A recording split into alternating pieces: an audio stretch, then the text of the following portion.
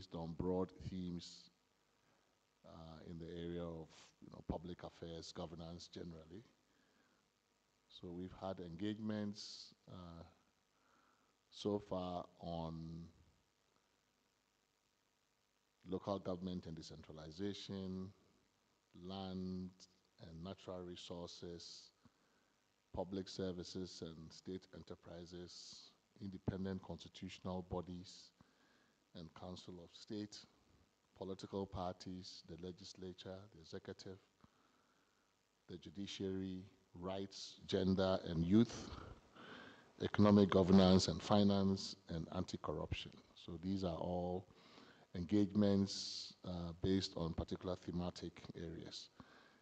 Then this week, we are continuing with a series of engagements that are not necessarily defined by theme or subject matter. It's broadly just meeting a number of key interest groups. So we've had, this week, we've had an engagement. We have engagements with academia and professional bodies, which is today's. We have scheduled meetings with the military and security governance sector people for tomorrow. And I believe yesterday we had a meeting with business community and organized labor. We have, I think, traditional rulers also in this category of interest group engagements. Then after that, we will have a series of engagements with a category we've described as eminent persons. These are usually would be people who have played a key role in the working of the Constitution at the highest levels, or ex-presidents, ex-vice presidents, ex-speakers, Council of State types. Then, once we're done with all of these engagements, we will do the wider public outreach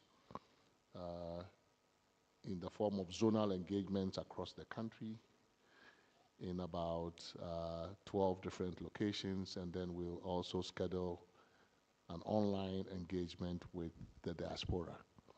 And that would conclude our public engagements for the purposes of the work of the committee. So this engagement today is part of these broad consultations. I consider this one almost part of a middle-class conversation, frankly speaking. It's, these are key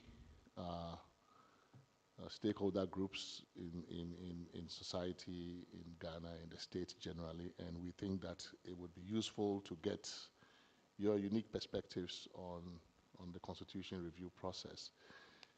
Even though most of you will be coming from, I guess, education or academia or some professional bodies, the issues that we are inviting you to share with us are cross-cutting issues, not limited to the academia or any particular profession. But we thought this would give us a cross-section of viewpoints from a particular segment of the middle class, and that's part of why we have invited you. My name is Kwesi Prempeh. I chair the committee. A number of my members will join online today, but at least I have 3 other members here in person. In the course of the day, I think we'll get a full house. So I'll leave it to them to introduce themselves, and then we can start. Okay. So my name is Godwin Jokoto. I'm a member of the committee.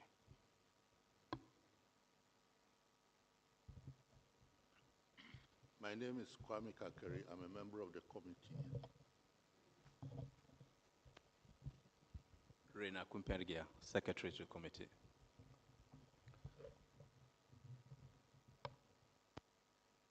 I think we can go around the table, around the table it is, the round table, and then get a round of introductions, and then when others join, as and when they speak, they can introduce themselves. So we can start from.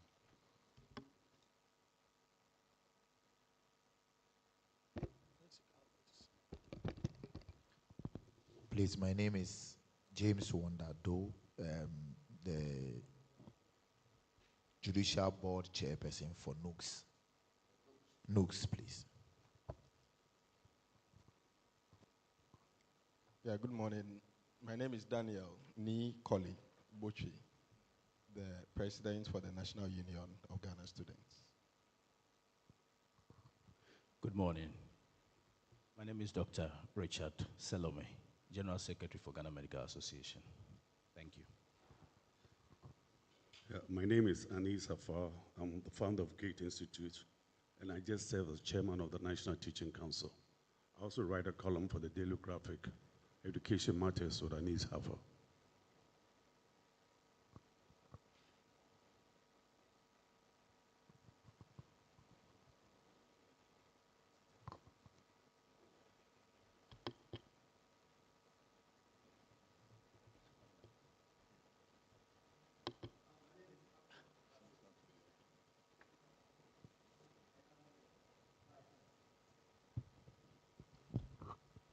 Let me take it again.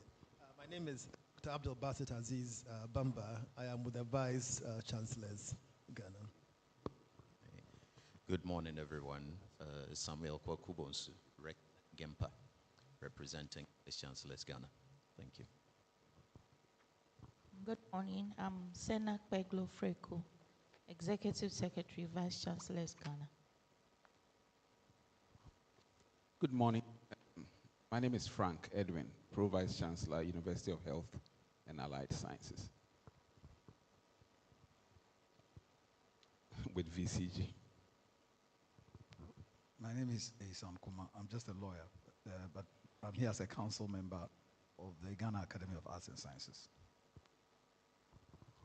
Kofi Kwashiga, with the University of Ghana School of Law, but in this capacity as a representative of Ghana Academy of Arts and Sciences. Thank you. My name is Mahmoud Akudugu. I'm the National President of UTAG, University Teachers Association of Ghana. Good morning. I'm Elias Mumuni, National Secretary, UTAG. Thank you. Thank you very much.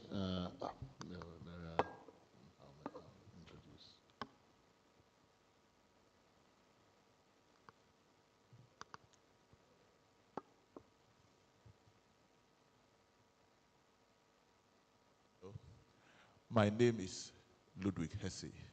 I'm just an engineer. I'm the president of Ghana Institute of Engineering.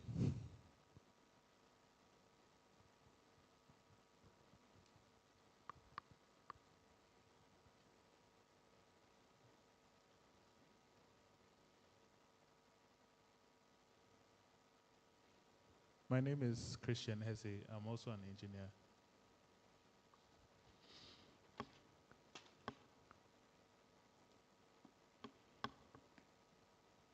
Thank you. We've been joined by Justice Sophia Adingira, a member of the committee. So thank you once again for making yourselves available on, I suppose, relatively short notice to participate in today's session. We have received written memoranda from some of you. I think I've seen the one for NUGS, and also the Vice Chancellors Association. And, you know, predictably they are cross-cutting, not all focused on the academia, or the one on NUGS has some interesting things about youth, the age of office holding for president and parliamentary things. I think you all want to be president. We got that when we had a session on youth. It's actually the number of those issues were raised at that meeting. The memorandum from the Vice Chancellors also does talk about retiring ages and trying to do a differentiated system. All of those issues have been raised here. You also have interesting provisions on natural resource management and other things. So I'm glad that you are taking a broad view of this and not necessarily confining yourselves to your particular institutions or sectors of employment. So this is the idea of having you here today as representing the cross-section of the Ghanaian middle class. And in previous conversations where we have organized the matters thematically, we have started with an anchor presentation because it's usually we just focus on a particular theme. So we have one person presenting who then gives us an overview of that particular area of the law, or the constitutional governance, and then flags a number of issues to shape the conversation around those issues for the day. This is a bit different because we're not focused on a very specific area. So what I would do is essentially open up a conversation. We've had lots of memoranda on all the issues that I've mentioned, all the thematic areas, whether it's corruption, natural resource management, all of these things. We've had a number of conversations around them. And being part of the professional class, the middle class, I suppose that your interest broadly also is in how this place is governed, which is really what we are looking at, how the country is governed and how it could be governed significantly better than it is. So it's a fairly broad remit, and I think I would not limit you to any particular presentation or area. But because two of you have already submitted memoranda, maybe I'll invite you to set off the conversation by just speaking to some of the highlights of your memorandum without necessarily limiting the session to those issues, but at least we'll give you the courtesy of just sharing with us some of the highlights of your written memoranda as a way of starting this conversation. So I'll invite the Vice Chancellor's group to share with us the highlights, and then Nooks, if you, I presume you have a copy at some point, we will invite you also to speak to the issues that you have raised. We invited other professional bodies, Ghana Medical Association and others have also been invited.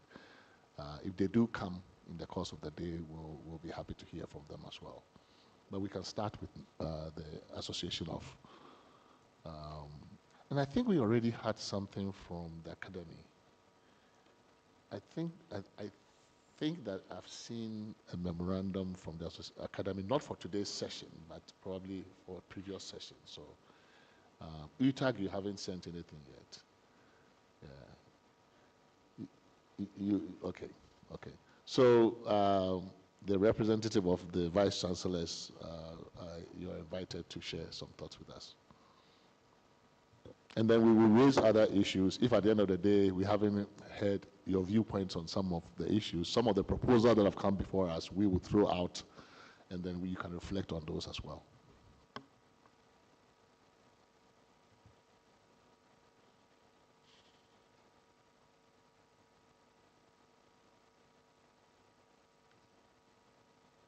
Hello.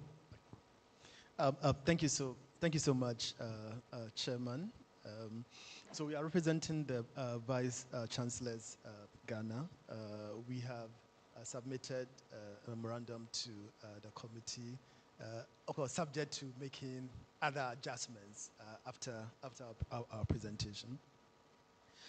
Mr. Chairman, as we all know, I mean, the history of tertiary education in Ghana has gone through various phases, right from during the colonial times and all. I mean, it was essentially meant to serve colonial interests, even though subsequently we had a very liberal kind of public tertiary education.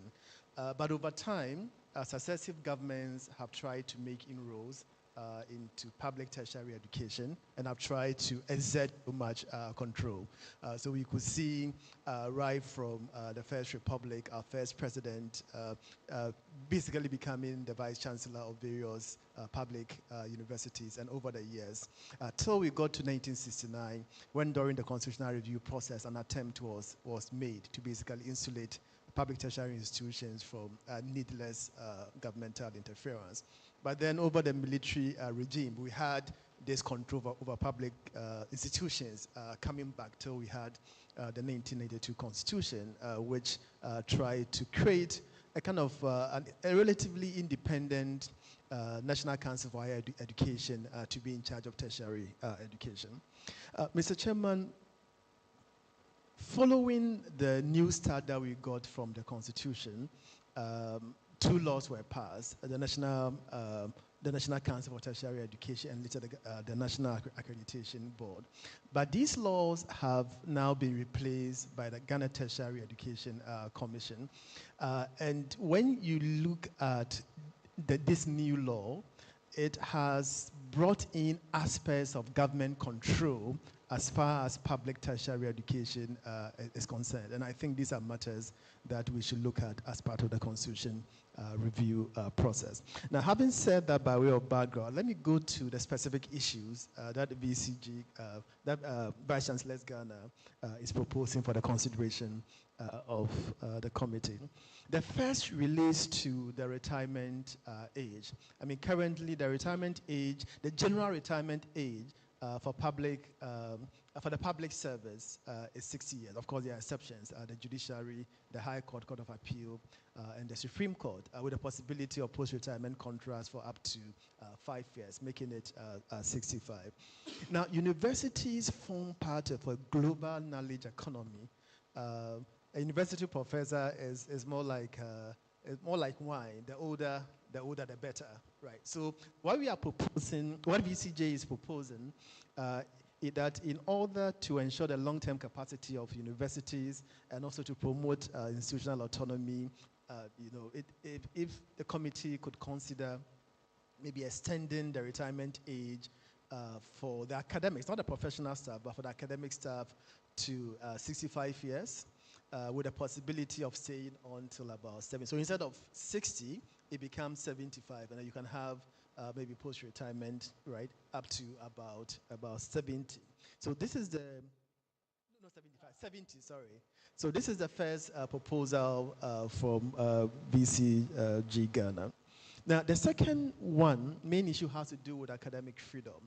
Now, currently, we have a very bare provision in the Constitution relating to academic freedom. When you look at Article 21(1)(b), academic freedom is tagged in when we talked about thought, conscience, belief. And then we say it shall include academic freedom. So it gives the impression that academic freedom is just limited to thought, but we know it goes beyond that. It is about the freedom to teach, about the freedom to do research.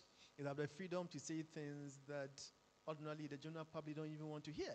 But that is the essence of academic freedom, to be able to provoke, to be able to make people read what is it that normally they will not like to read. And we think that if we can have expansive provision on academic freedom, it will help the universities in advancing this global economy thing that they are part of.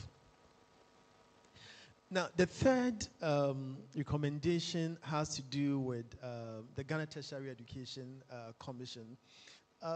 Mr. Chairman, the University of Ghana one time commissioned a legal opinion on GTEC, and the general view is that the GTEC Act currently violates certain constitutional provisions. But we think that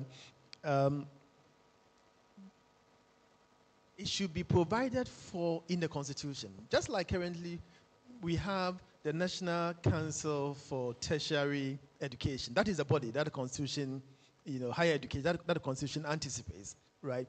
If we can have a constitutional framework, for this regulatory body that regulates public tertiary education, it could even be both public and private tertiary education, with members who are independent, not subject to political interference. We think that will better protect the image of our universities, as well as the role that they are supposed to play in terms of knowledge production and dissemination. And we have some suggestions in terms of how the constitutional proposal in terms of language could be framed. Now, the fourth issue, which is our last issue, has to do with natural resource governance. There's a fifth one.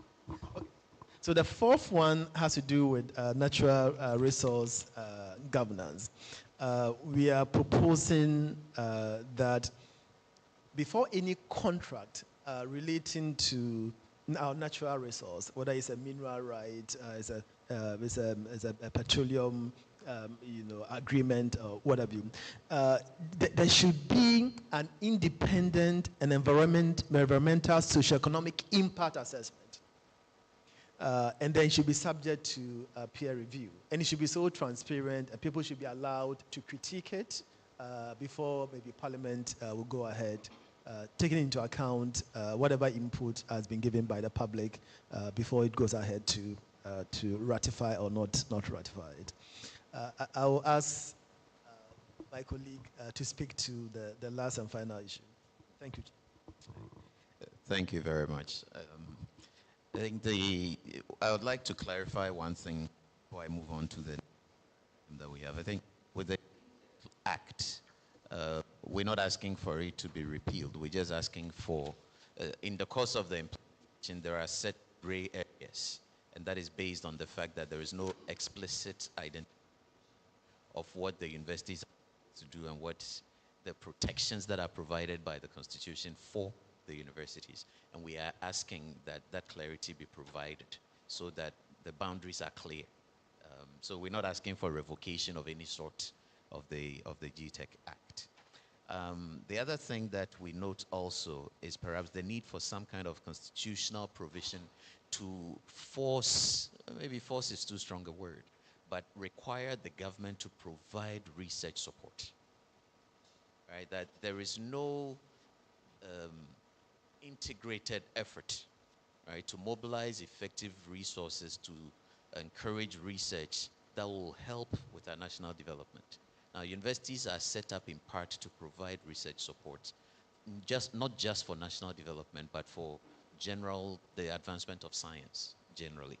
And there is nothing like that allows us. So it's as universities to gain support from the government in doing that. So that, I think that is the fifth one, where the Constitution makes no provision at all for academic research and innovation. And given, and if we look at other jurisdictions, given what we are seeing now, I don't know if this is the right forum to mention it, but what we are seeing in the United States, perhaps we should seek opportunities to protect our institutions. And I'm very glad that academia and professional bodies are here to express their concerns about that there should be some constitutional provision that protects the institutions and supports these institutions to continually contribute to what development avenues are available to the country. Thank you very much.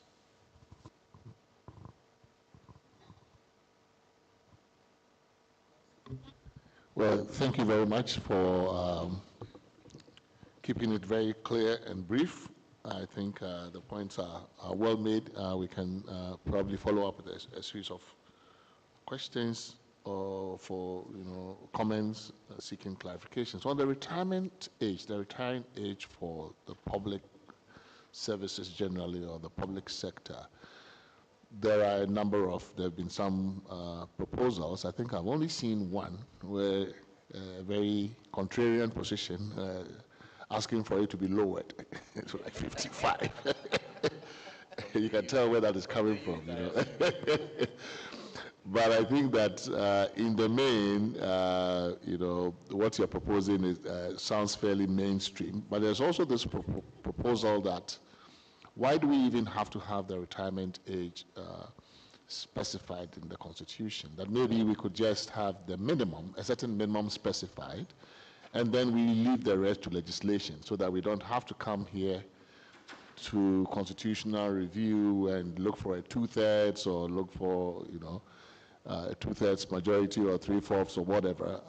That's as a matter of policy, because these things are usually things that change depending on what the statistics show, what actuarial data show, that we should leave it to legislation to set at least a ceiling that we could have we could peg a minimum, and then that also allows different institutions, for example, academia, where longevity is not necessarily a minus. That academics can stay on as long as their brains are in use, can actually actively stay employed way into the twilight years. So there is that proposal also, that instead of specifying it and then going through, academia has 65, 70, judiciary has this, maybe we just leave the judiciary to stay where it is now, and then just for the general provision, which is at 60, we just take it out, or just say, well, Parliament shall specify a ceiling, not below 65 or something. So there's that proposal also, which would not necessarily go counter to what it is that you're proposing. Then on academic freedom, it's, for me, it's not even the, of course, you mentioned it in two respects. One, the institutional autonomy of the universities. We've seen some skirmishes by governments recently to encroach into that domain, and I think part of the issue is the boundaries. We just don't have a clear sense of what the boundaries are. What's the appropriate division of labor between government that is looking at it as an ownership interest? We own this institution, and in our tradition, when government owns something, government feels entitled to micromanage it, manage it in a particular way. So what's the appropriate, where do we draw the boundaries exactly in your proposal? Where should the boundaries be between the appropriate relationship between government as owner or majority owner, whatever, and the institutions? What should they set? Because in the same vein, you're asking, for example, for research support, right? So you do recognize a certain role for government in the running of these institutions. How might we couch it so that there's clarity as to boundaries? Because the current provisions here, there is a provision there, at least two provisions that I see. One, talking about chancellor, which is an indirect way. I think it's not stated very directly. It's just an indirect way of saying that, well, we don't want you to be running the universities directly, but I think if you want more specific language, it could be more specific. If there is, president is not to do X or Y, if government is not to do X or Y, let's be very clear what they cannot do, and let's be clear what it is that they can do. Can they set policy on tuition? Can they determine X, Y, Z? I think in our experience, the lack of clarity is where usually some of these things come from. And we are also a people that don't like gray areas. I think when you give us too much gray, we just, we make it grayer, right? We like, but I think, if you want to be more prescriptive, you want to have bright line rules, because that's what constrains us more effectively, maybe we should move in that direction of greater clarity. And I think the same goes for this GTEC idea. What exactly are you asking for in terms of a relationship between government and the institutions? And the natural resource contracting area, so there are two levels. Some of the inputs we've gotten have to do with participation, community participation at the local level, right? So there are proposals around both at the concession granting stage in terms of local participation in the decision making, whether it involves traditional rulers or it involves the district assemblies, some sense that the communities that are geographically most proximate to the resource must have a say in who it is that is coming into the community to do what. Maybe it's also partly a reflection of the problems we're having with Galamsey, but there's a sense that we must have at the local level some input into that process. But I suppose what you're talking about is more at the national level, where we are talking about parliaments approving these contracts. And if I understand your proposal, it's to have, again, another layer of public participation that, but I thought was more specific. In your proposal, you are saying that we should have some studies done, scientific studies done, before these kinds of agreements are entered into. So there should be a requirement that the approval should be informed by that kind of data from the institutions. And then I think the last one, yeah, so I think that's the way I understand it. On the academic freedom issue in the Constitution, Article 21, it's the problem, there are a number of rights specified. Is the problem the absence of, just distinct specification of the right, or is it, the limitation clauses? So I think for me, what I've seen to be the problem that we face when it comes to rights enforcement and rights interpretation, it's not that the right is not named, but it is that we have a certain view that because rights are not absolute, that whatever limitation clause you put in there trumps the right. And I think we have this kind of logic where we have come to accept that rights are not absolute, which is true of most rights, but also power is not absolute, and even the limitations are not absolute. But the moment you put a limitation to a right, which is almost every constitution does that, I think our inclination is to say that because the right has been limited, therefore, I can limit this academic freedom in this way and that way and that way. And we've seen that especially with the right to protest, right to demonstrations. So is it, if we put it in there specifically and separate it out, academic freedom is there, we even name it research, teaching, publication, and we still leave the limitation clauses the way they are now, you could get into a situation where somebody says, yes, you have all those rights, but this thing says the state can also limit things in this way, and therefore your academic writing is insulting the symbols of nationhood, or something here in the clause there, right? Yeah, you've written some piece, but I think it's insulting the, or that it is denigrating the institution of the judiciary or something, So I'm asking, what I'm trying to say is that maybe sometimes it's the problem is with the limitation clause and how we have come to understand it, as opposed to the right itself not being visibly in the document. And maybe in thinking about this, we should also look at that other angle as well. But thanks for your presentation. Take a round of comments and questions from the committee, and then others can. Thank you very much, Mr. Chair, for the opportunity, and thank you very much, Vice Chancellor Ghana. Just have a couple of questions for you.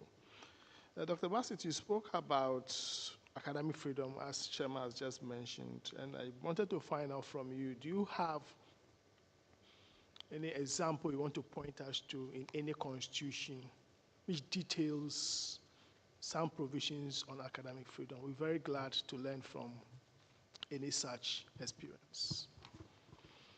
Then you spoke about GTEC being composed of by independent members, if that's my understanding. I'm just thinking, who then appoints them? So if you can please clarify that matter. And then you spoke about the environmental impact assessment.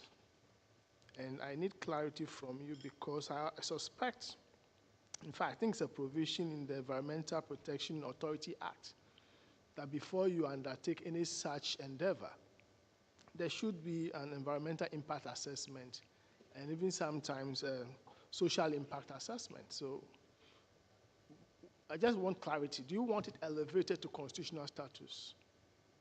or you want it detailed? I need clarity on that point. And in terms of the provision for research support, do you want us to benchmark it? What's your proposal? Is it that maybe a percentage of GDP to be set aside for research? Because a general provision will not do at this point. Learning from what we know now, we want to be very specific in such proposals. I thank you very much. Thank you so much, Doctor. We'll wait till the Yes, I think they have raised very cogent issues. But my personal and honest view is that most of them can be dealt with by statute, like the one on the GTech, for instance, not in the Constitution, perhaps a reform. And then the natural resources, as the chairperson has already said, it is already before us. It has been raised by most of the organizations and interest groups who have appeared before us. Our first session was on natural resources, and this issue was well discussed about the need for an environmental assessment committee, and even some are suggesting that there should be a committee which should handle all contracts, government contracts, but we'll consider all those in details. So perhaps my contribution is that most of these are well-funded costs for the universities, but I think most of them can be solved by reform. So in your, we'll look at your written submissions and see where we can place them in the Constitution, and those that we feel should be by statute too, we'll also make recommendations. But we need a deeper input from you. Thank you. Thank you. Thank you, Mr. Chairman, and thank you for your very precise presentation and recommendations. Mine are comments on, indeed, some of the comments on some of the issues you have raised. For instance, the question of government funding of research. I think we've agreed that what you want is a precise benchmarking of the issue. My concern is, how do you guarantee that governments will continually or consistently abide by something like that? Why am I saying this? The chairman hinted at something. We live in a particular culture and tradition of politics. A vice chancellor may be appointed that this party or that party does not like because of that vice chancellor's statement somewhere on politics or something. In other words, we live in a politics where governments continually become very arbitrary in their dealings with certain important national issues. So your proposal, how does a constitution provide the kind of condition that governments would not dare violate? My second point has to do with, again, the question of environmental impact assessment. You mentioned, you proposed that it be handled by an independent body. What's the nature of this independent body, and what's the nature of that independence? Again, we've seen so many independent bodies made dysfunctional or compromised by the kind of politics we have. My last point also has to do with academic freedom. I think in recent years we've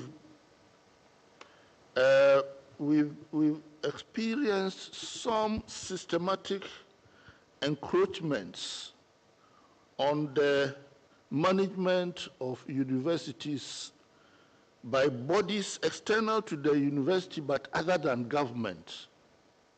In some cases, traditional authorities and certain communities.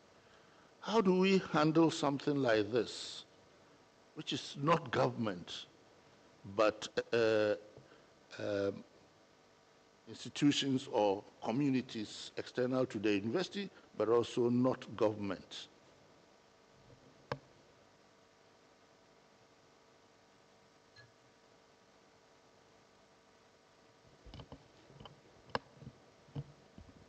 Thank you, Chairman. And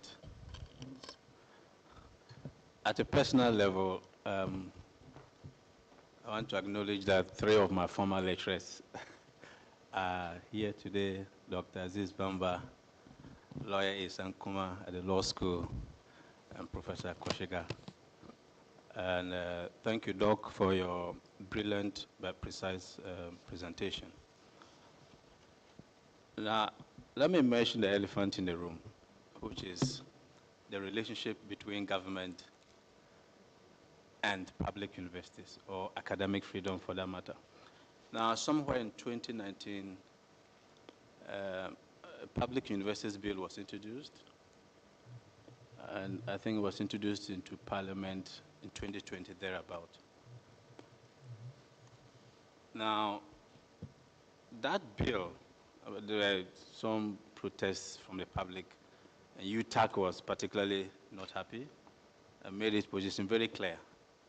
Now, that bill, in my understanding is that the bill is now in abeyance. You know, it wasn't passed. What is the exact position of UTAC and the Universities Council on this particular bill, insofar as this bill can resurrect?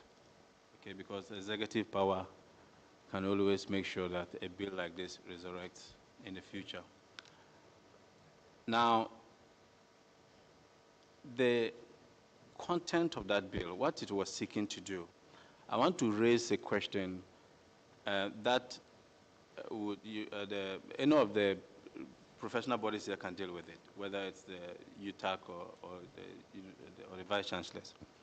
Which are part of the bill sought to give the council powers in terms of financing, okay, and then the general administration, even though it also had provisions that made the president give the president the power to dissolve the university council and to appoint majority of the council members.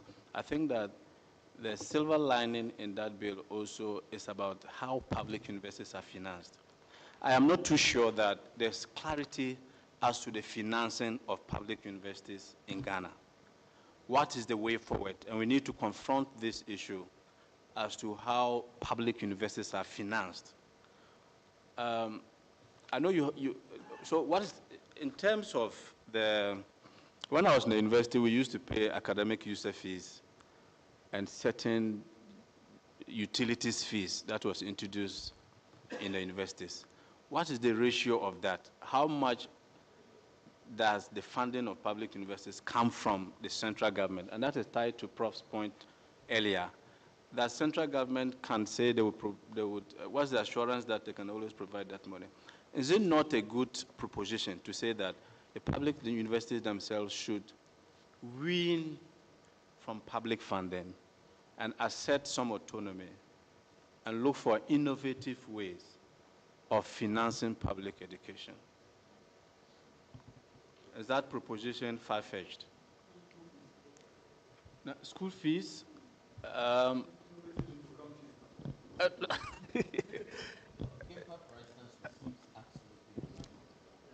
but you're surviving.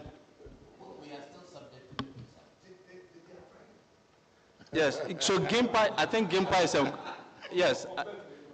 Yeah, thank you for bringing GIMPA. GIMPA is a good model because it's a market model. Yes, because it's just one model. Yes, because I was at your faculty and I taught at your faculty of law for 4 years, and I think that relatively you also pay better compared with, yes. So if you are able to thrive on your own, pay your lecturers better. So let's look for a model. Let's look for a model that, because the public financing is not sustainable, the suggestion that we should have a particular GDP ratio to finance that, there's no assurance that that can always be done. Now, my last point is on Article 25 of the Constitution. With the permission of Chairman, I'll just make reference to it. Now, Article 25, and I'll go to 25(1), 1C. Generally, the intent of 25 is to introduce the concept of free education, progressive free education at various levels. So secondary from basic education, that is A, secondary education B. C says that higher education shall be made equally accessible to all. So there's a question of accessibility. Now, on the basis of capacity, by every appropriate means, and in particular by progressive introduction of free education. Has the Vice Chancellors and the public, have you embraced this provision in your attempt to fulfill the constitutional provision, making sure that not only are you giving access, but you are progressively making university education free? Okay, to what extent have the universities embraced this particular provision? Should we still have it in our constitution? And if we have to keep this provision in the constitution, what's the best framing of it that can be realistic and that it can be realized? Because this is a right that inures to citizens of the country. Thank you. I think Dr. Isi Ansai, a member of the committee, is online and wants to ask a question or make a comment. Thank you very much, Mr. Chair. And my question has to do with research and the request for some provision that extends or, provides research support. I would love to hear specifically what the Vice Chancellors have in mind. Is it setting up a national research fund, for example, from which tertiary institutions, and I wouldn't limit it to just the public universities, but looking at vocational, because we want to do applied research also. So vocational institutions, our universities, technical universities, a fund that they can draw from, so that the public funding that Lawyer Jokoto mentioned, if we're looking at some fund, let's identify a source and let's push funding into research and enable institutions to do more of it because funding is provided. And how do we make sure that doesn't become abused in terms of, just how we run it? And then I also would love to hear if they have any ideas around connecting the research question to the Ghana Statistical Services. Are there ways they can see how the GSS can be empowered to support, to have data that researchers can use, can leverage? How can we, or is there any relationship they see? Since GSS exists within the Constitution, do we think of research as something we tag onto the GSS and its, responsibility, or do we set up a fund that supports research only? So just curious about, how they look at that. Thank you very much.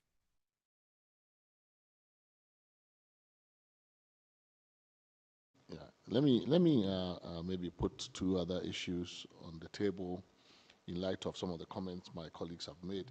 One is to do with the point by observation by Professor Kwame Kakari that, increasingly when we talk about, threats to academic freedom or institutional autonomy, I mean, not increasingly, but traditionally we only think about it's coming from government. But we have noticed, we've observed that other powerful local interests, specifically traditional authority in a number of places, are growing increasingly assertive in their attempts to especially have some control over local universities that are located within their traditional jurisdiction. So you have traditional rulers who are insisting on particular persons being appointed to head particular academic institutions. They want this indigenization campaign. You know, it must be an indigene of the university. If it's here, it must be by an indigene. Of course, this is quite counter to the academic ethos of doing the things meritocratically and through meritocratic selection. But we are seeing that threat. And given the nature of our politics, often the political class would succumb to this kind of pressure. And then also sometimes actually threats to academic freedom directly, where a professor or an academic says something or has written something or published something, and there is backlash from certain segments of the public, including sometimes from traditional authorities, sometimes even insisting that the piece of research be withdrawn. They should apologize, they should come. So the nature of the threats to academic freedom are changing. And we've seen also, like for example, in the Constitution, when we talk about private property protection and all of those things, historically it's the states that you have to be worried about. But in a place like here, more and more, sometimes actually the state is a much easier obstacle to deal with than traditional authority sometimes, right? So how do we deal with this kind of emerging dynamic when it comes to institutional autonomy and academic freedom? And then on this issue of the funding model, I don't know that we can prescribe a unitary funding model for every university, or that the GIMPA model is necessarily best suited for every university, or it's actually the best model. These are public institutions, have a public mission, and that public mission may not necessarily be met by commercialization of of access to the university. But that is a real concern, right? So exactly how do we deal with this situation where if you push, I think given our state's financial circumstances, if you push, the state can very easily wash its hands and say, yeah, all of you be like GIMPA, and call it IGF, and we'll just turn a blind eye, do whatever you want to do. And then at the same time, you have national human capital development goals and objectives, and maybe NDPC has some goals, and people are talking about the university curriculum is not responding to this.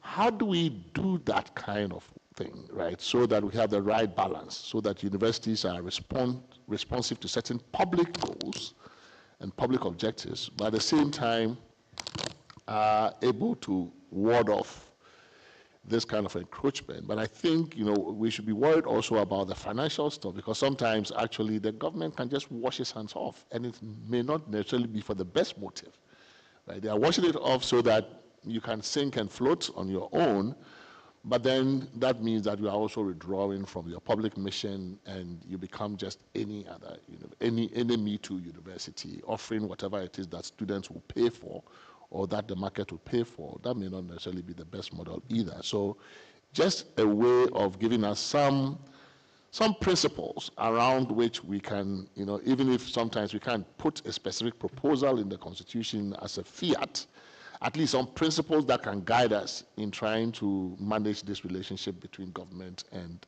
the academic institutions.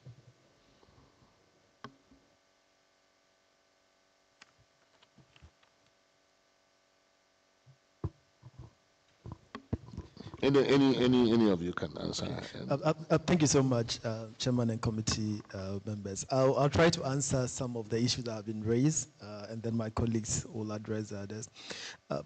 Dr. Jokoto, in terms of the specific issue you raised about academic freedom, yes, some constitutions are a bit more explicit, but generally what we have in mind is just a very slight expansion on the provision of academic freedom. It could simply be as this: academic freedom, including the freedom to teach, conduct research, and publish findings without interference or censorship shall be guaranteed. It could be as simple as that. But still that doesn't resolve the issue that Professor Prempe raised about how these clawback clauses could be used to whittle down the effect of these provisions. But I mean, institutionally, the way I see this playing out, Prof, might be that in the long, and maybe after this constitutional review process, in order to come out with the exact details of how this thing should work, maybe an act of parliament on academic freedom that looks at the various interests and then try to strike a balance between the various interests. But at this high level,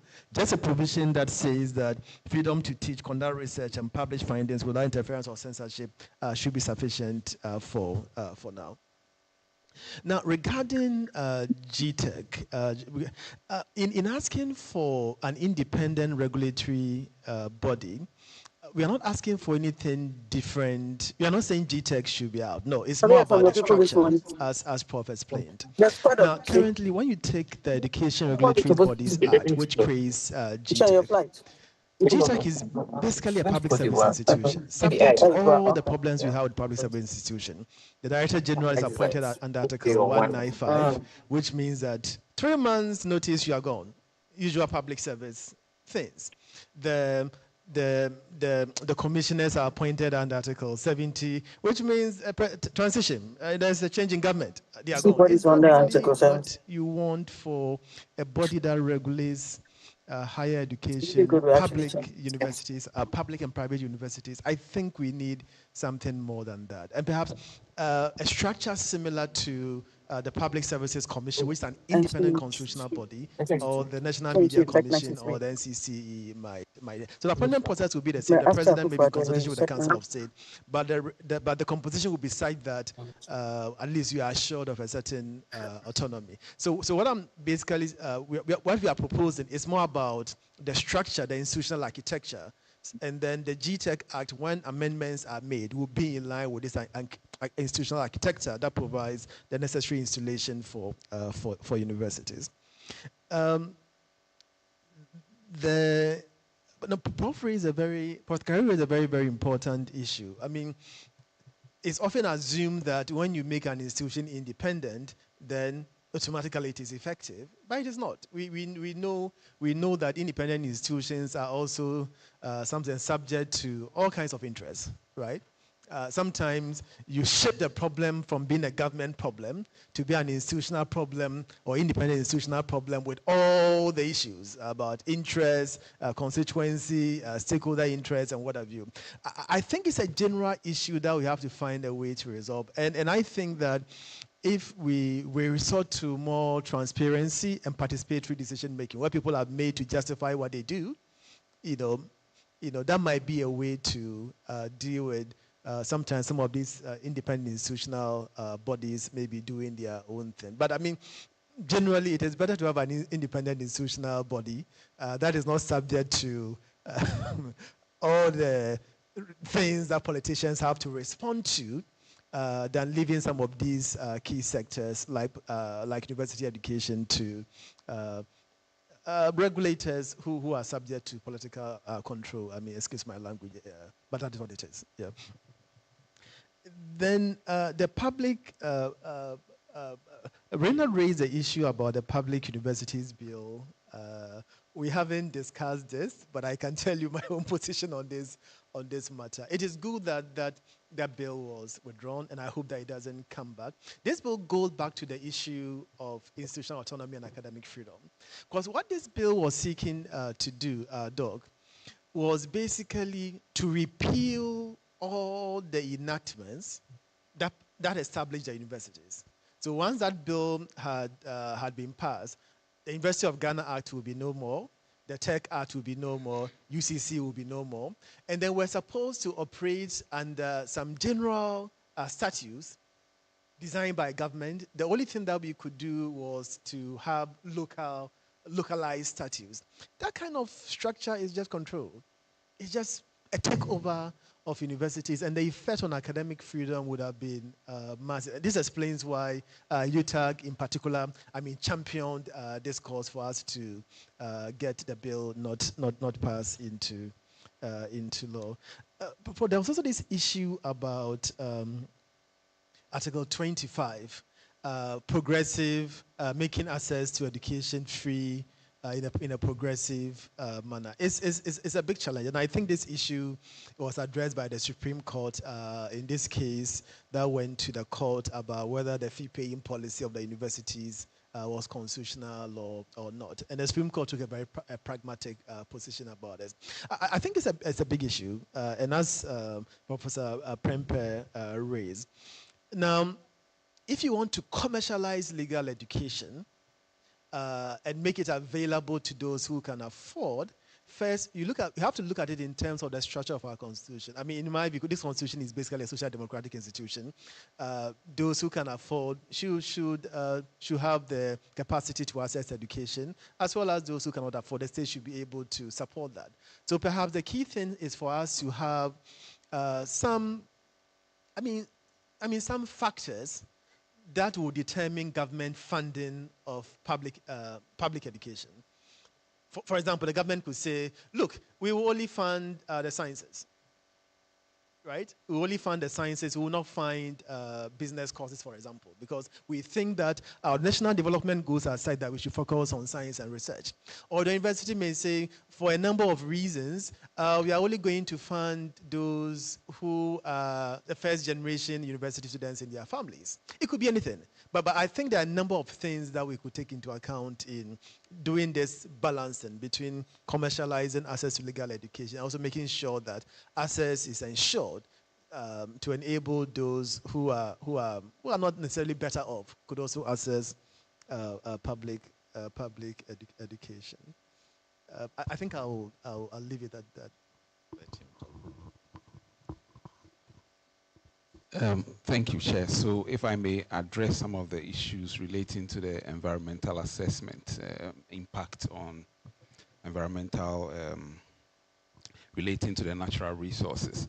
So our concern, we haven't actually looked into detail regarding who should be constituted in the independent body.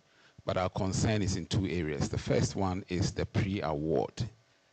What we are talking about is before the decision is made to award a contract to an entity to do mining, we want a scientific opinion giving into the decision-making process. Now, usually we know that this is going to be based on projections. So there will be some projections regarding the socio-economic, the health, and the environmental impact, and that we believe ought to be done. But not only that, we also believe that after the award has been given, the ongoing impact needs to be assessed. In other words, if the assessment showed that this was safe to do, but then the company or the entity continues to do the mining and it becomes obvious that the ongoing impact is negative, there should be a procedure or an entity that investigates that and advises. Sometimes it is due to the disposal mechanisms. You see rivers turn into all sorts of things in this country in an entity that had been granted prior approval. And so what we are looking at is the pre-award and the ongoing impacts on the environment, on the health, as well as the socioeconomic status of the people. So those are the aspects relating to that. I think there was a question relating to the research funding. Definitely, yes, we are proposing the setting up of a national research fund. Universities have been, as at now, heavily dependent on funding from outside entities. Now we know that is changing. The Trump administration has cut a lot of funding to many projects that are ongoing. Projects have been brought to a halt, people have been unemployed, and we believe that this, we need to take responsibility for it as a nation. We need to fund our own research. Our country is plagued with problems that require local research solutions. and they will be funded by us. I don't think outside entities are particularly interested in that. We have to fund that. The issue relating to Ghana Statistical Service is also very important. It's not every information that researchers need that they must generate themselves. A lot of it is based on information that the Ghana Statistical Service provides. To give you an example, if I'm consulted, and this is a real case, about should we build a hospital, say, in the Volta region, we need to know the number of hospital beds available in the region and then determine whether it is the optimum, whether it is above or below. I cannot make a recommendation to say, let's build a 600-bed hospital when I know that per the projections, we know that at any particular time, 3% of the population will need admission. But then if the number of hospital beds is already in excess of that, then making the recommendation to say build another hospital with 600-bed capacity is not the right decision to make. But that kind of information comes from the Ghana Statistical Service and other entities like that. So definitely, when we talk about research funding, the Ghana Statistical Service also has got a lot of input to make regarding that, and they should be funded as well. There was, yes, the other one has to do with funding for education. I think somebody was asking about whether we should run the GIMPA model. We looked at this, I think, about a year or two ago. I was the Dean of Medicine at the time, so I particularly was interested in if medical students were to pay realistic fees for their medical education, how is it going to impact our education? And I think the simplest way to answer that problem is look at the private medical schools. It costs about $10,000 to do that. If we instituted that in the public system, the public education system, only the rich can afford it. If you look at the other disciplines, it's not too different. So I think at this stage in our development, we are not there yet. Maybe some time to come, we will get to a place where our earning capacity will be such that virtually every Ghanaian can afford to pay for tertiary education. But at this stage, I don't think we are there yet. Thank you very much. I think we should have started with Article 25, where we are guaranteeing access to tertiary education for everybody, which is what the Constitution suggests. Now, if we look at the current model that we have, we haven't been able to meet that expectation that has been out in the Constitution. And even when we look at the GIMPA model, yes, we've been successful to some extent, but we are more prone to significant shocks. COVID, for instance, we had to use up all our reserves and borrow money for the first time in our history. We had to borrow. So there should be some kind of protections within the constitutional framework to prevent this from happening. Whatever financial model we adopt, there should be some level of protection. And I also think there should be some recognition, you know, as has been mentioned, of the fact that university is to some extent a privilege, but it is also a right.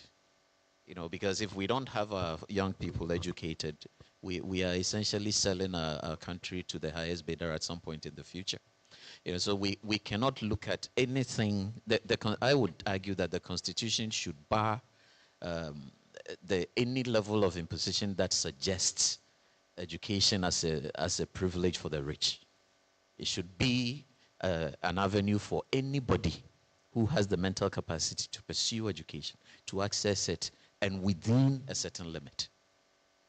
Right? Now, I think it's also, Professor Kakiri was asking about how do governments guarantee certain things, and Professor Prempe mentioned a similar thing, which is the reason why I think that this is a constitutional level matter. The state has a responsibility to do certain things and be most compelled if it is a constitutional requirement than if it was you know, a lower level law, so to speak. You know, some of the things that we are proposing, yes, they may be at a base level, but they have implications for constitutional framing. Now, and I agree, perhaps, that there are some things that we have raised where we need to go back and probably come back with a little more detail in terms of exactly how we might even consider the framing that we would like to propose for some of those things. And we'll do that and get back to you as quickly as possible. But I think that some of the key things that, that we have raised relate to academic freedoms, which may not come from just the government. So protection of that within the constitutional frame should also look at protecting academic freedom from any quarter, not just, and that which is what we tend to do. So, in fact, I'm reflecting on an incident that has just happened, my own personal experience. I put out a 10-minute video on Galamsey, right, speaking very highly, strongly against it. And the attacks I've received from all kinds of quarters. How does academia and GIMPA have to do with Galamsey? You know, the connection between national development and Galamsey is not even apparent to certain people. And I would argue that it is up to us within the academia to educate the average person about these matters. See, but the attacks, you know, the personal attacks, the insults, the threats, you know, I may have to go to the police because my life is being threatened just for saying certain things about the effects of Galamsey on us. You know, so we need to be protected. Otherwise, we're not going to be able to say these things. And of course, obviously, this is not coming from the government. These attacks that I'm referring to are not coming. So I agree when we say that the provision should be extended to go beyond what we tend to do, which is the government. In terms of funding, and many of these things that we're talking about, there are examples. There are other countries who do similar things within their laws that we can look at and provide. And as I say, when we come back, we'll propose a certain even frame, how we're going to be able to frame these provisions that we are thinking of looking at. There is a bill for the public the funding. The National Research Fund. Yes. So it's an act. It's a law. It's the law. It's passed, but it's never been implemented. All the what do they say? The subservient laws have not been placed.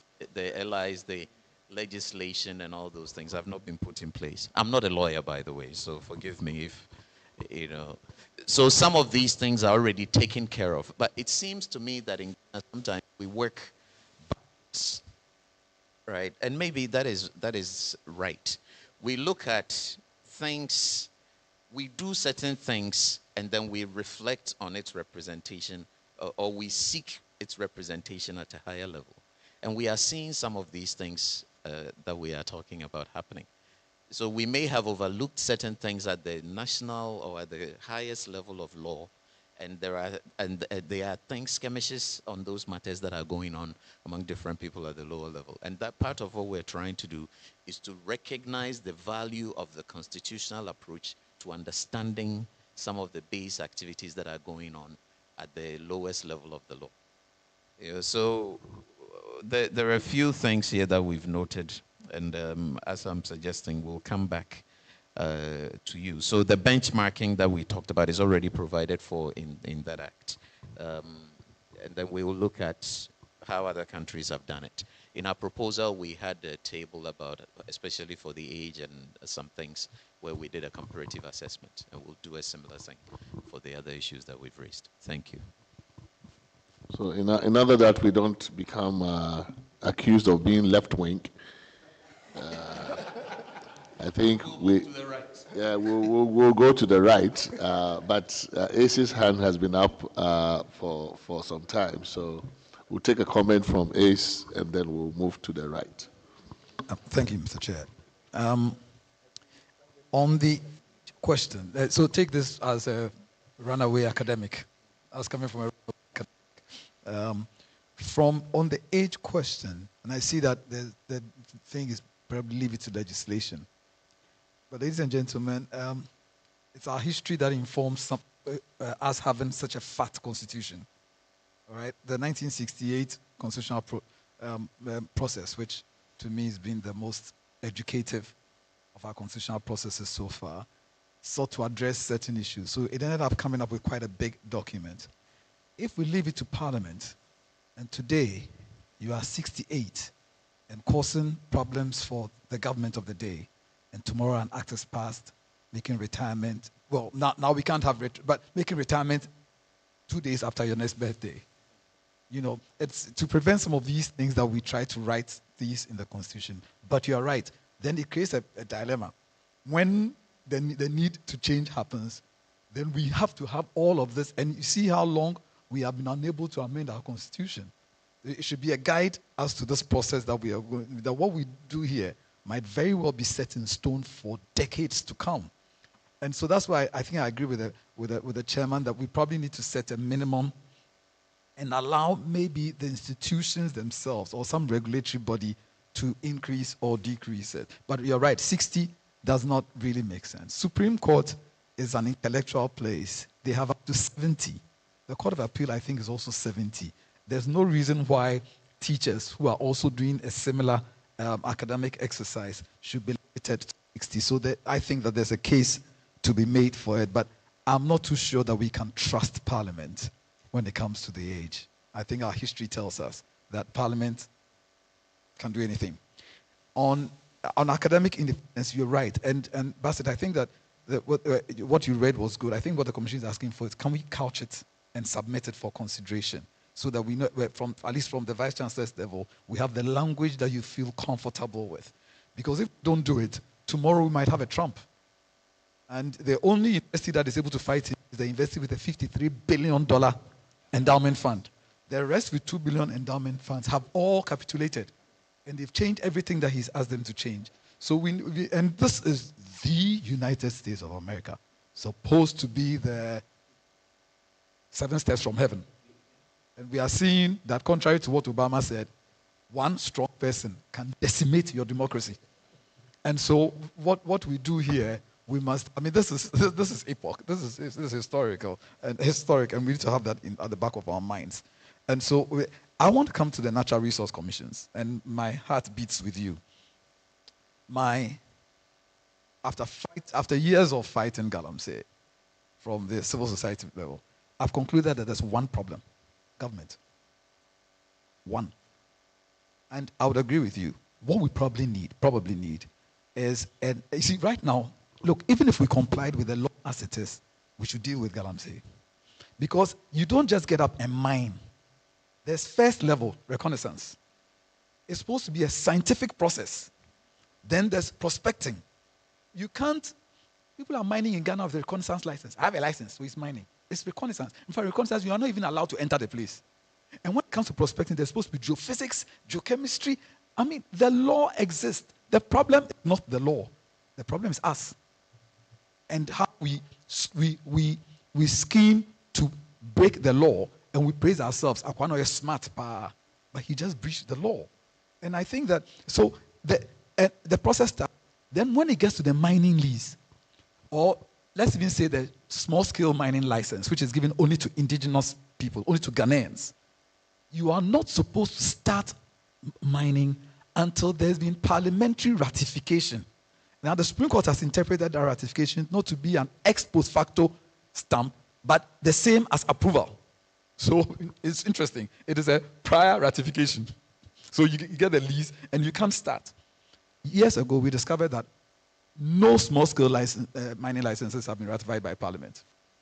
And so, but I made the mistake of speaking on it, and it got into the front page of Times.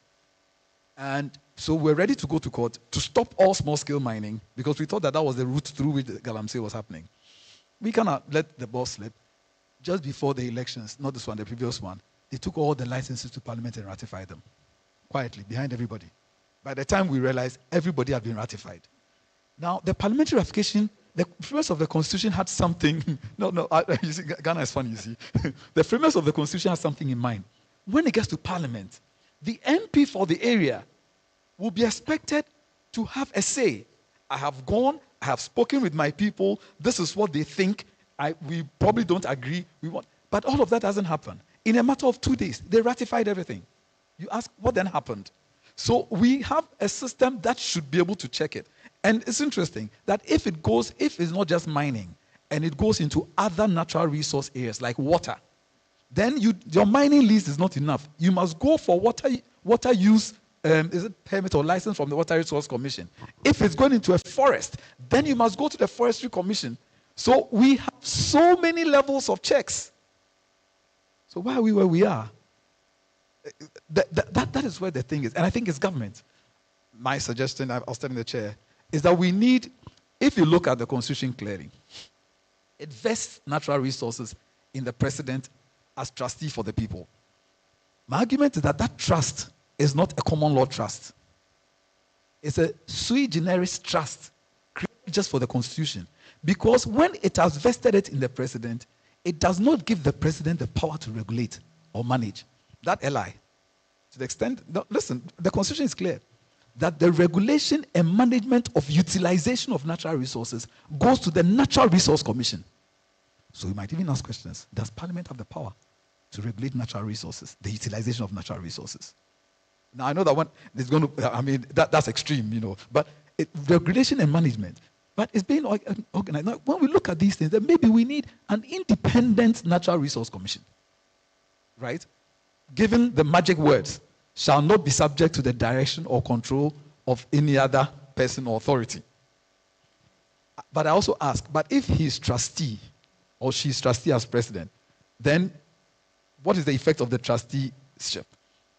That is where I might recommend the little clawback that was made with the Lands Commission, which also has the same level of independence, but it says that it will be bound by written policies, I believe, of a general nature, issued by the minister and I think approved by the president, so that at least the president can have a say. But it is policy. The problem with Ghana is that this clause about policy directives has now become instructions. So now the minister can actually say, release this land to this person. That is not policy directives. But the thing is not the law. We have conspired to water it down. And we expect people to spend money and resources to go to the Supreme Court before the proper thing is done. Why did anybody have to go to the Supreme Court to tell the president that he has no power to order the Auditor General to go on leave? And we have to spend, 3 years, 2.5 years in Parliament, in court, just for this to happen. So I am with you, that maybe we should take government control out of the Natural Resource Commissions and let them act independently. It has its drawbacks. People will say, but how would the people be appointed? Let's try. At the risk of sounding whatever, one day we might get a number of dormer levels in those places. Then they'll throw a wrecking ball at the structures. The third is on the public universities bill. I'll tell you from my perspective what happened. You would recall that the minister purported to fire the KNUST vice chancellor. And so we issued a statement to say he has no such power. I'm ashamed to say this. So I got a call from the then seat of government that, haven't you seen the law? The law says we have the power. The seat of government was using the pre-Justice Crabb version of the law. Justice Crabb, in his amendment, which Parliament adopted, had taken away the power of the presidency to appoint vice chancellors. That version of the law was not in the seat of government. Okay, next time don't invite me. Next time, because you don't invite me. or don't bring me here. That's what led to it. So it is, I had a 1 hour each with somebody at the presidency and a minister arguing this out. I said, check the current state of the law. So that bill was to defeat the Crabb amendment.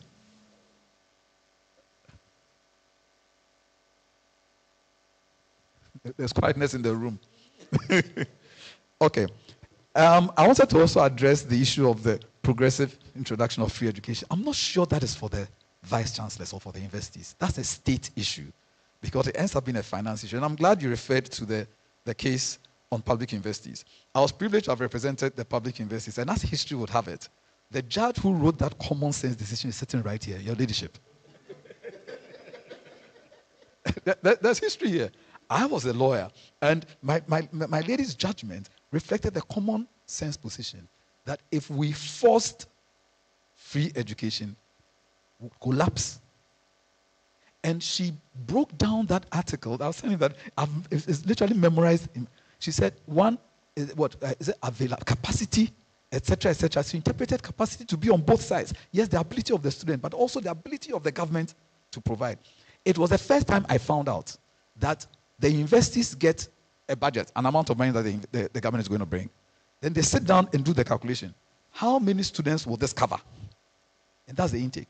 So several people qualify but do not get admission. It was the first time I discovered that throughout my education, I've been on government scholarship. If you went to a public primary school, public secondary school, public university, there was free tuition. A lot of people hadn't averted their minds towards it. When the investors gave me the statistics, I was shocked as their lawyer. And I'm glad that it ruled that way. So it's the state's job. And it's a money issue.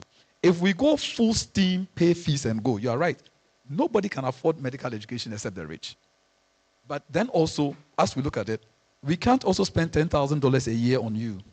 And the day after you qualify, you say the salary is too bad, and so you leave the country. So that spending that amount of money on the person should come with a bond. Then say, how do you enforce the bond? Well, that's the problem. You have to bring your uncle's cocoa farm. Do you understand? I'm saying that there are nitty-gritty. So I agree completely with what the Vice Chancellors are saying. I'm just trying to point out some of these factual issues that as we design these things, let's have it in mind that there will be the concerted effort to skip around them. And as much as depends on us, let's shape it in such a way as to make it difficult for people just to ignore it and then do what they like and then say that, oh yeah, the person is smart. He managed to trick the Constitution. Thanks. Okay, thank you. So let's go to the right.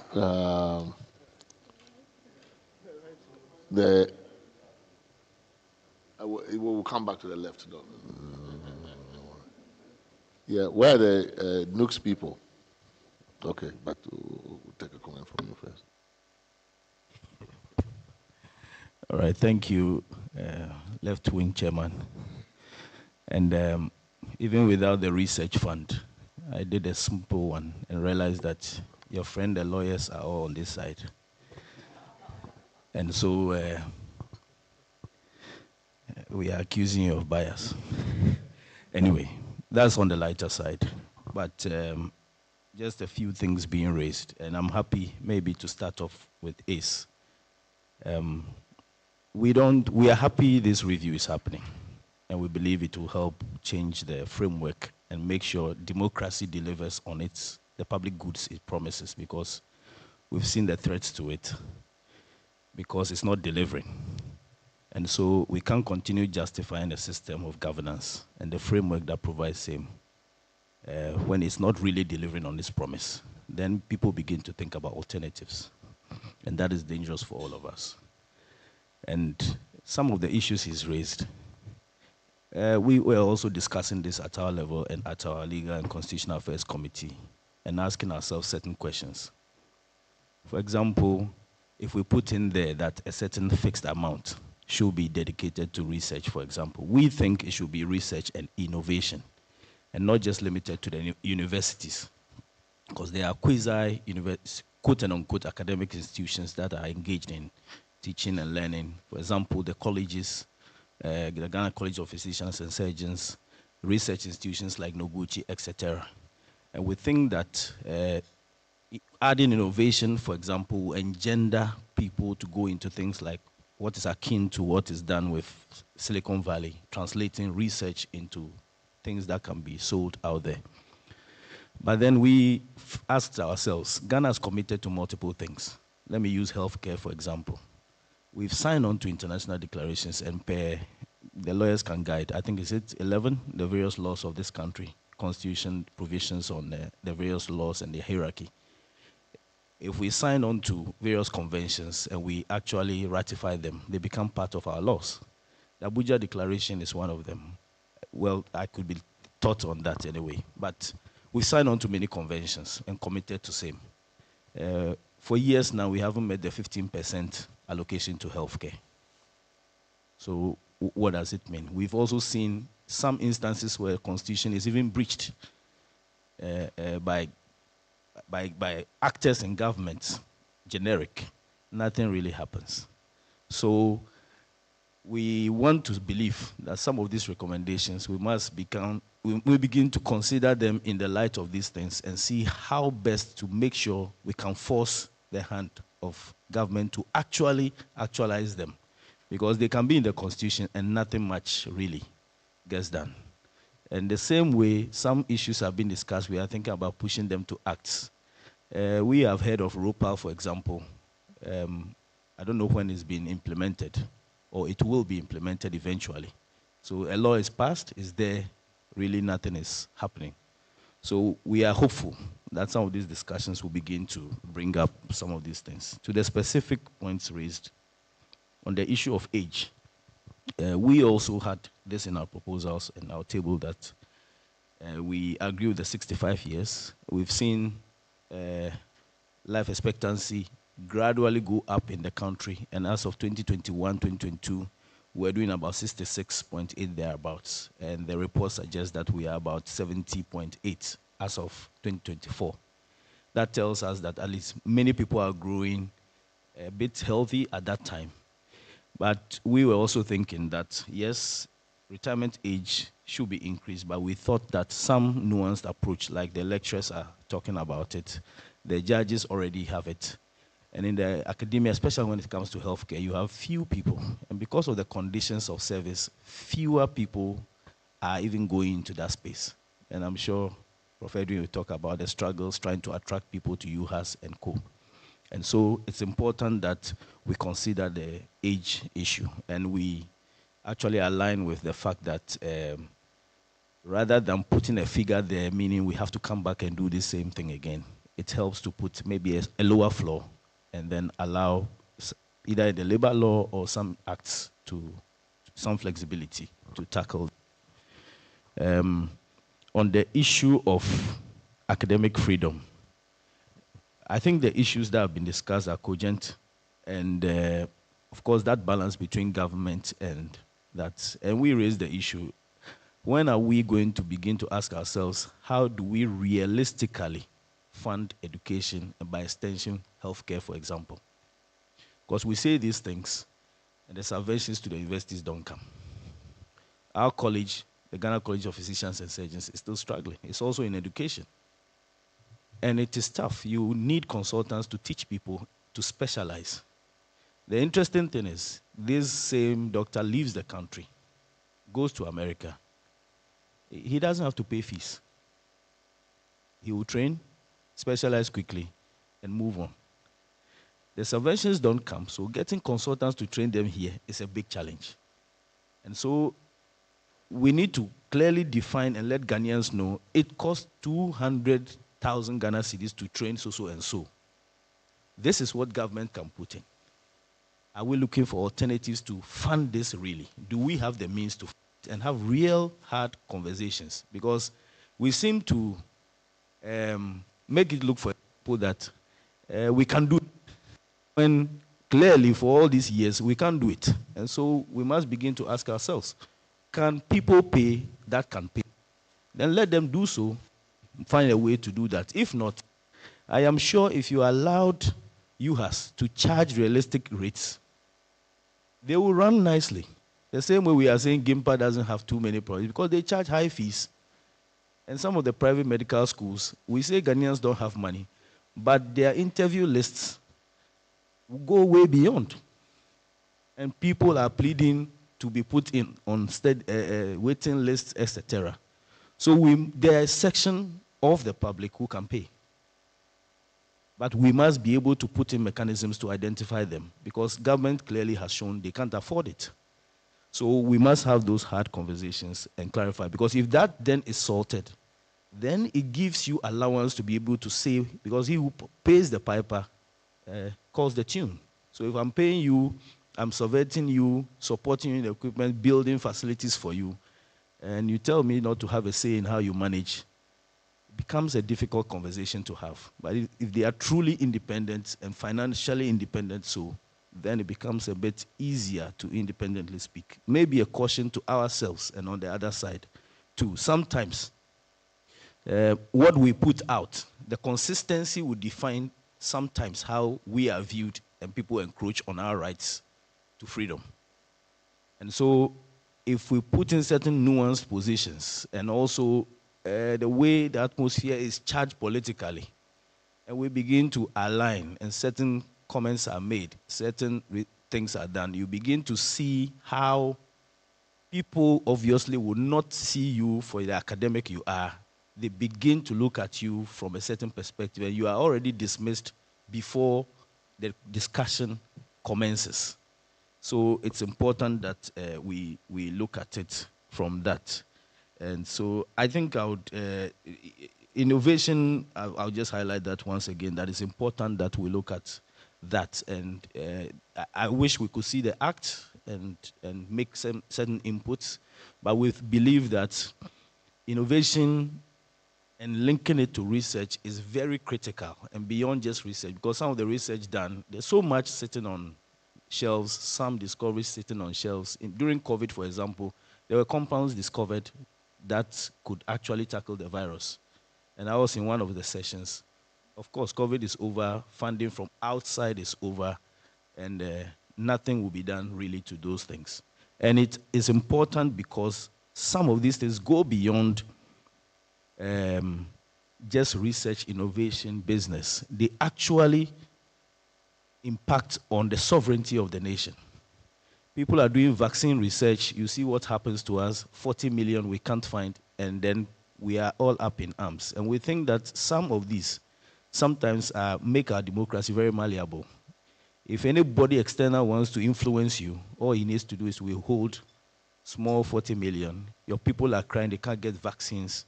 And then you're agitating, the government could go. And it's a subtle way of influencing you. And also it brings in revenue.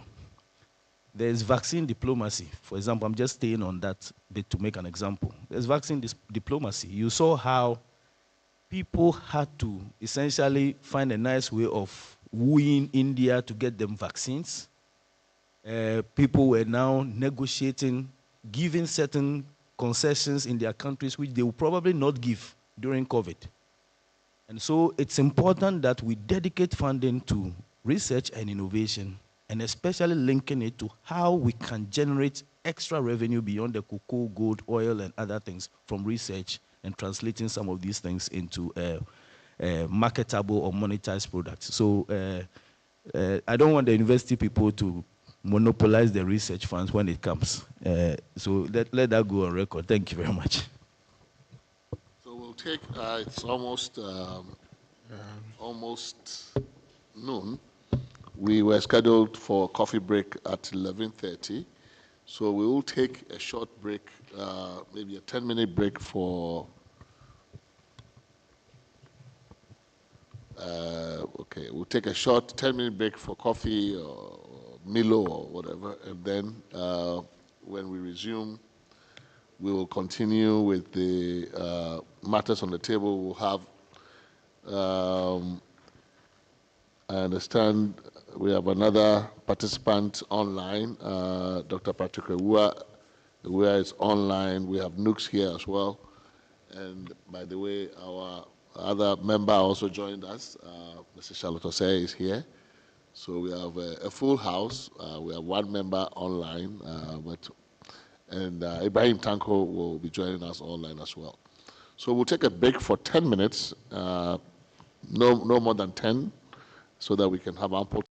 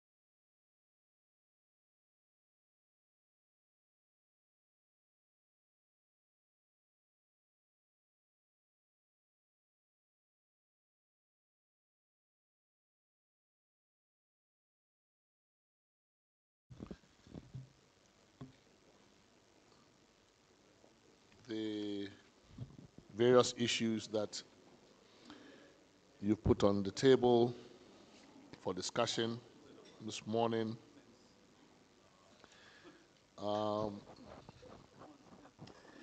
There was an issue, the issue that was raised about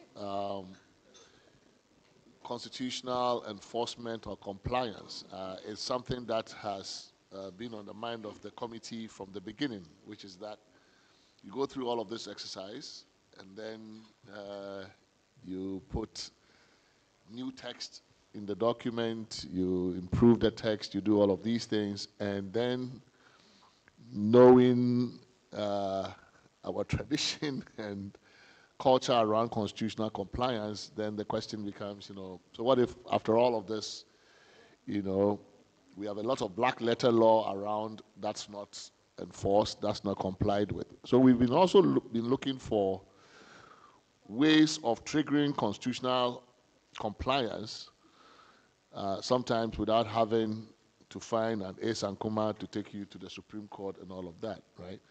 So some of the ideas that we're also interested in is, how do we engender a culture of compliance with law, both on the part of the duty bearers, but also on the part of the beneficiaries of the law. Sometimes you have, even the beneficiaries of the law don't care to enforce it in their own interest. And yet we have a lot of laws on the books. Maybe sometimes we don't even know.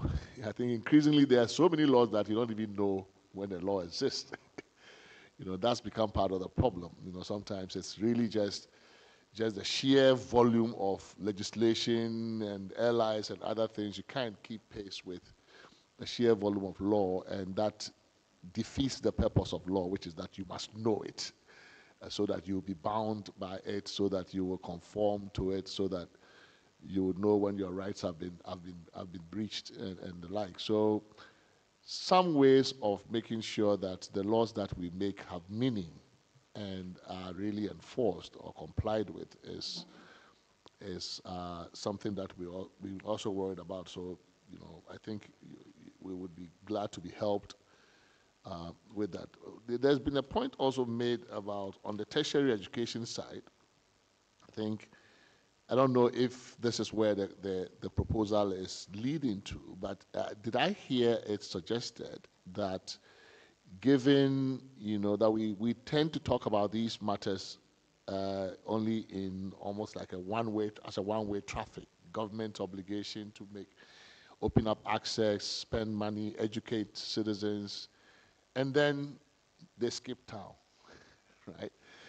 So is it being suggested that beneficiaries of, tertiary or higher education, Ghanaians on whom scarce national resources have been expended to educate to a certain level, ought to be put under an obligation to return something? Is that the implicit proposal here? Because I did hear it either from you or from the left side of the table,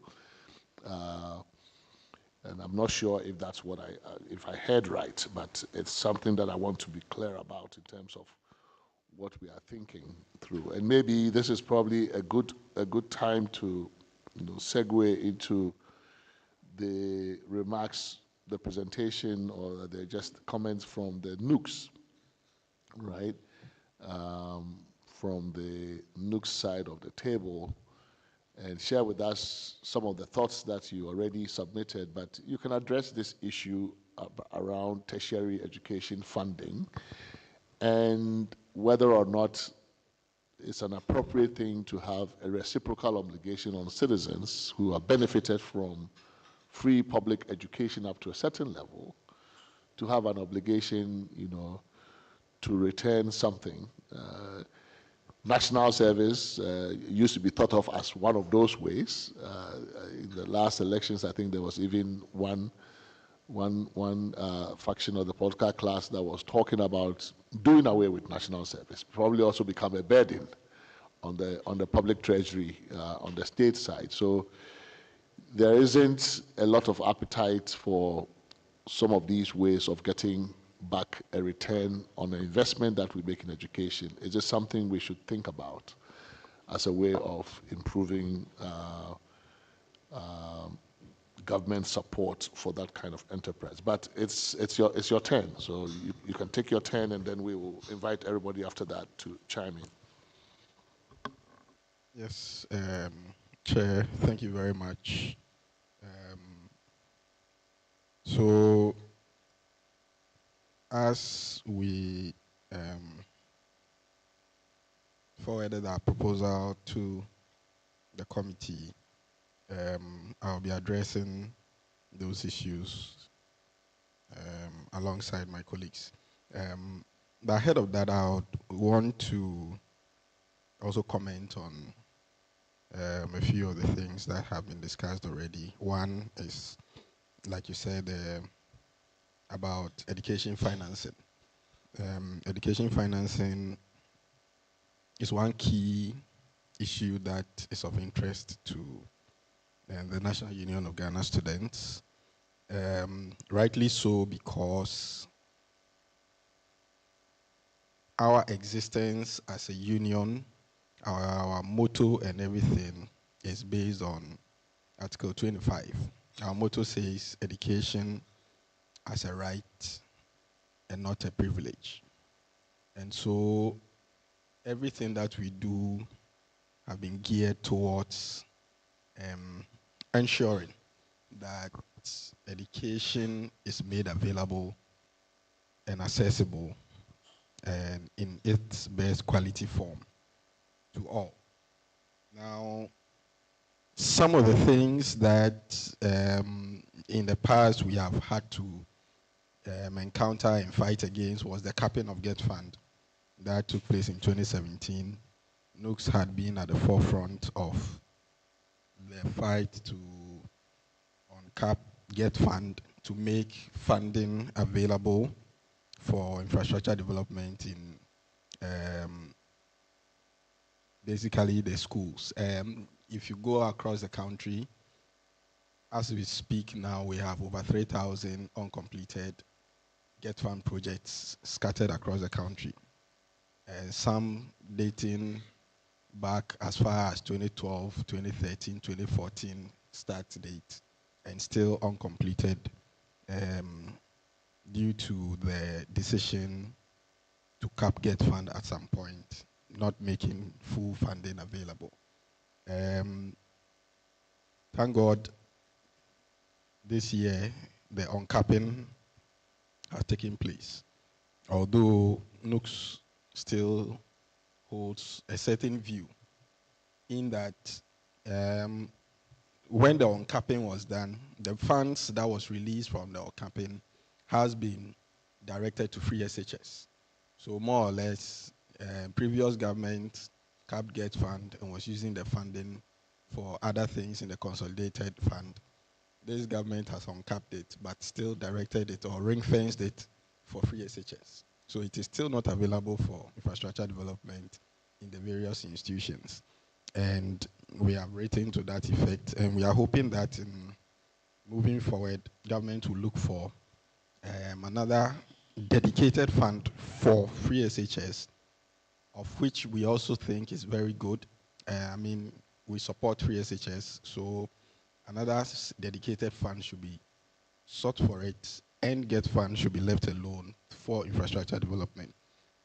And some of these things, as we have discussed in terms of education financing, we always have maintained that there should be a balancing act, and that is our position for NUCS. We don't believe that everything should be free, but we also do not believe that there should be full cost recovery, because we are not there yet as a nation. And so there should be a balancing act, and as we develop as a nation, we will get to a place where I think one of the previous speakers said a time will come that majority of the population can afford. Then we can also look at having good scholarships for those who cannot afford at all. But where we are now, it is key that we are able to do keep the balancing act and making sure that we are able to develop majority of the population. And to touch on the retirement age issue, in as much as most of the working class will always advocate for a longer retirement age. And for us, yes, we agree with academia and their position on the retirement age. However, I can assure you that if you throw this opportunity out there, almost every sector of public services would want to retire at 70. And it speaks to the nature of our economy. Because I sit back and sometimes I watch, about 2 years ago, the nation of France decided to increase the retirement age from 62 to 64. And it led to nationwide protests. Protests to the extent that it brought the whole nation to a standstill. This is a situation where the state was deciding that instead of retiring at 60, you should retire at, instead of retiring at 62, it was then 62 and they were extending it to 64 years. For more than a month, it was chaos. Why is it that in some countries, public service workers want to retire early? And in certain places, other people prefer to retire later. It just speaks about our economy and the fact that when you are retiring, then it's more or less it's going to affect you economically. And so that is the issue. But for us, the young people, we are also seeing it that the more there are older people in the system, it chokes the space and do not make way for younger people to also come in. And again, it boils down to what I was talking about. If we have a good economy, we have a very good social security system, and you know that as you retire, nothing will change. You look forward because you looking forward to retiring. So as we are talking about the age discussion, and I am not saying this just of issue, the academic staff looking at their retirement age, because for that I understand very well. I mean, as an academic, you do more publications and the rest, and the more you are publishing, the more you are rising, and the more you are learning, you are discovering more things. And so it is even at that age that you have more to give. So for that, I understand. But I am looking at the wider conversation on the retirement age and the fact that this committee should look at how we tie in the issue of a good social security system as well as our economy, and how we should look at provisions that guarantee us as a nation a good economy so that people can feel safe to retire. So these are my comments on these discussions. But to our main presentation, for the National Union of Ghana Students,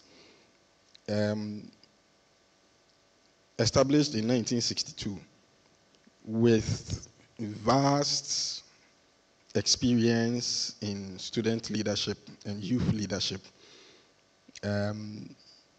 Sometimes I look back and I look at the involvement of youth in this country's governance, and it's a bit surprising for me. And so our presentation today is basically about how to give the youth a voice in national development, because NUCS represents all Ghanaian students, including Ghanaian students studying abroad. Now, if you look at our membership, it is basically the young people of this country, the youth. However, it is very difficult for us to have a strong voice. Once in a while, when there is a discussion, you are invited to just come and make one or two inputs, and that is it, just as we have been invited here to come and make some inputs. But we don't see the deliberate effort as a nation to integrate the voices of young people in policy making. Many advanced economies are beginning to realize the importance of the youth voice. If you take the European Union, for example, they established something we call the Youth Sounding Board.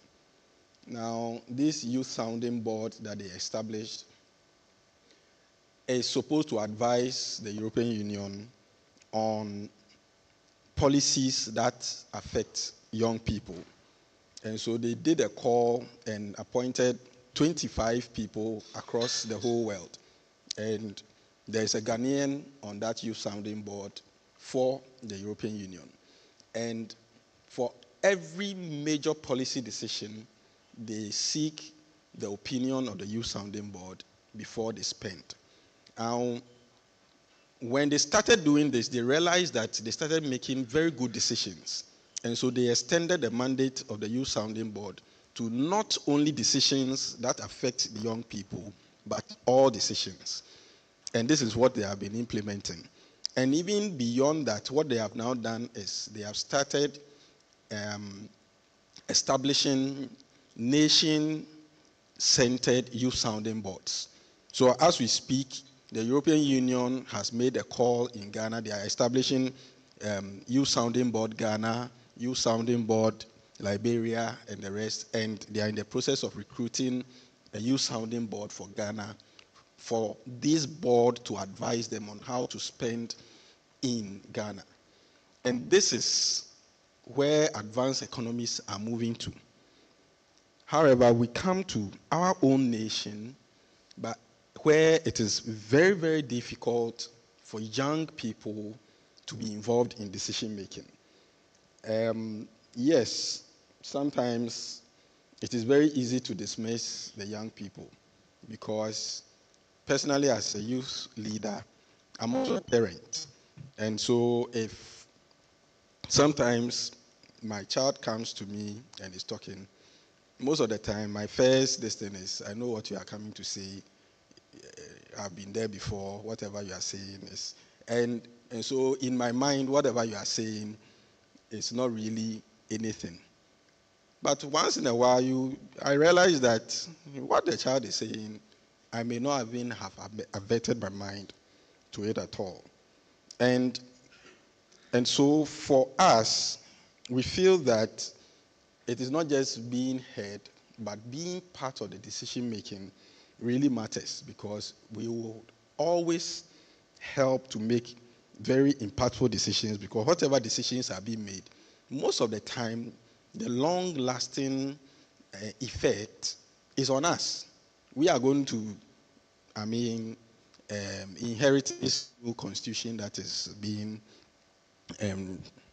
reviewed and everything. So we are asking that these issues be really taken into consideration, and then we will be able to do so. I'll hand over to my colleague here to look at the key issues that we are raising. Thank you, Your Excellency. And then thank you, Mr. Chairman, for the opportunity.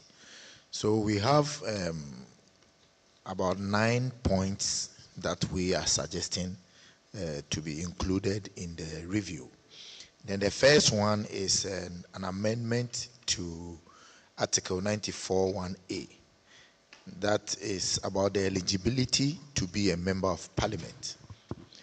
So what we are saying is that currently the provision is that a person shall not be qualified to be a member of parliament unless he is a citizen and has attained the age of 21 and is a registered voter.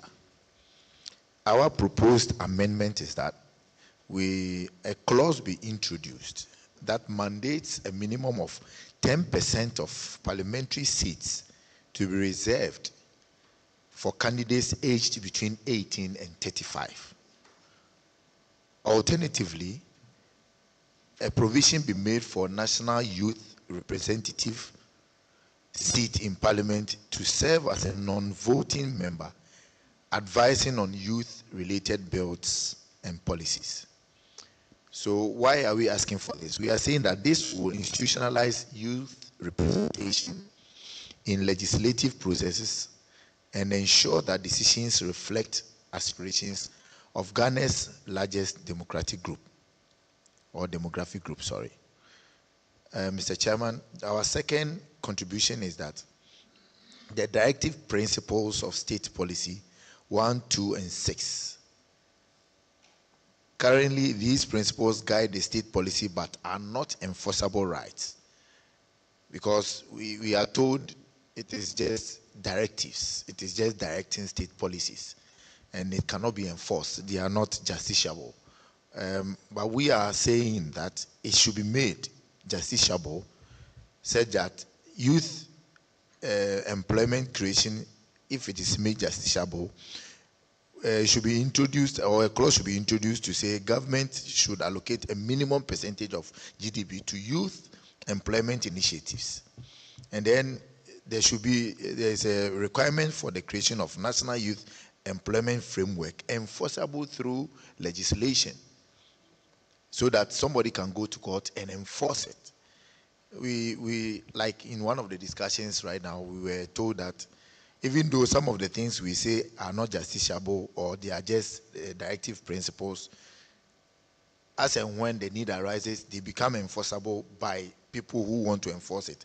But we are saying it should be made justiciable, so that youth unemployment is on the rise. And this amendment will ensure that economic empowerment is treated as a constitutional obligation. Mr. Chairman, our third proposal is that there should be an establishment of a national recognition for the National Youth Advisory Council, which representatives from all, or with representatives of from all regions and major student and youth bodies. And then there should also be a mandatory youth or NUCS representation with people between the age of 18 and 35 on national boards and councils such as the GES, the NYA, the YEA, GTEC, and then the NCCE. Mr. Chairman, as a comment on this, so NUCS as a body for years have had representation on some of the boards, councils. NUCS used to have a representation on the NYA, a board. NUCS used to have a representation on Ghana AIDS Commission board. NUCS used to have a representation on National Service Board, and then Get Fund and Students Loan. As I speak to you, the only ones that are standing is Get Fund and Students Loan. All the others have been taken out through amendments that sometimes you are there before you realize an amendment has taken place in Parliament and has taken out these representations that NUCS used to have on these boards, and it doesn't exist any longer. And we believe that as the single largest youth group in this country, that speaks for virtually all youth in this country. If we have a board as the GES Council that supervises pre-tertiary education in this country, we have NYA, Youth Employment Agency, Ghana Tertiary Education Commission, NCCE, and you don't have a NUCS representative there, and you are supervised. So, for example, a body like GTech should definitely have a NUCS rep on that council, because they are supervising tertiary education, and there should be a student rep. It is just like having a student rep sitting on university councils. And all these things are not there. In fact, when I came into office, one of the first things I did was I went to the Assembly Press and I took all the acts, all these acts of these agencies, education agencies and youth agencies, and I checked through all their councils standing now. I realized that those that used to have NUCS have been taken off, and even these other ones, NUCS doesn't have any representation there. I even wrote a letter to His Excellency the President when he was inaugurated to look at this, so that when he's constituting the boards, although the Act does not give us representation, the President has a lot of slots on this board, so that you could even give us some of the slots. But I didn't get any feedback on that either. And these are key issues that really matter if we are supposed to have youth representation in this country. Thank you. Thank you, Your Excellency. And if I may continue, Mr. Chairman. So the fourth amendment we are proposing also is that a state-funded internship and apprenticeship scheme for students and young graduates. Currently, we have the national service and some other things, but we are saying it's not enough. There should be a state-funded internship and apprenticeship schemes. Now, when you are a university graduate, when we were at Kenya University and even Central University, sometimes in the third or the fourth year, you are told to go and find an internship. It is compulsory that you undergo an internship. But you have to go and find a place yourself, and how you go there or how you get there, nobody cares. At the end of the day, you are supposed to just bring a letter, and then the university signs, and then you take a recommendation from there. Some people end up fabricating all these letters and bringing it to the universities, because there is no means of funding and anything. So if I can't get any, at the end of the day, people will just concoct something and bring it. I don't know whether they are even checked, but it happens. So if we have this thing of state-funded internship and apprenticeship schemes, like it is done with the law school now. I'm a part one student in the law school now. So the law school takes you through the internship program. It is compulsory. You go, it is, even though you are not paid anything for transportation, and though it is inculcated and the school makes sure you do it.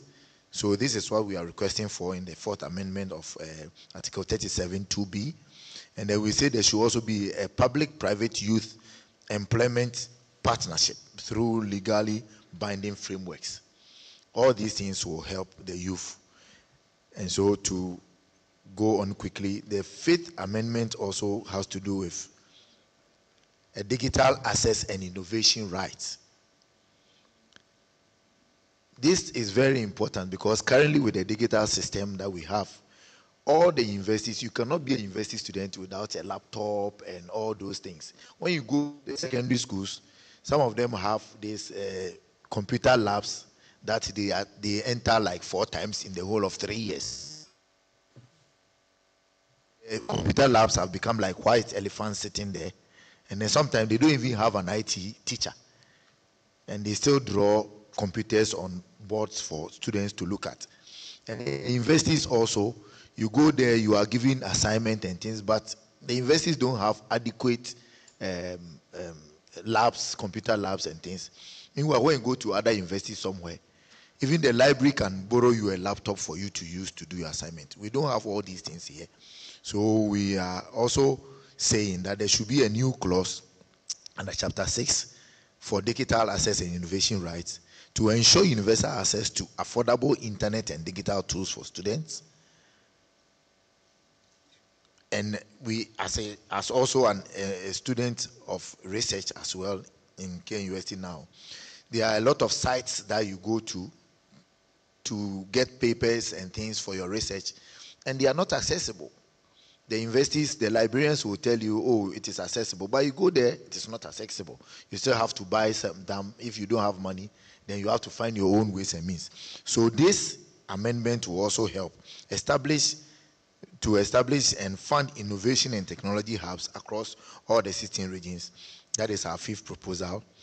And then when we go on to the sixth one, we are saying that there should be a requirement for elected youth representatives on the MMDA level, and then a constituency youth advisory committees embedded in the governance structure. This will also help include the youth in governance and then in the decision making, like my president have said. Our seventh proposal is about mental health. Now, in recent times, we've seen a lot of effects on the mental health of students. There's a lot of pressure on the mental health. So there's a lot of advocacy for mental health.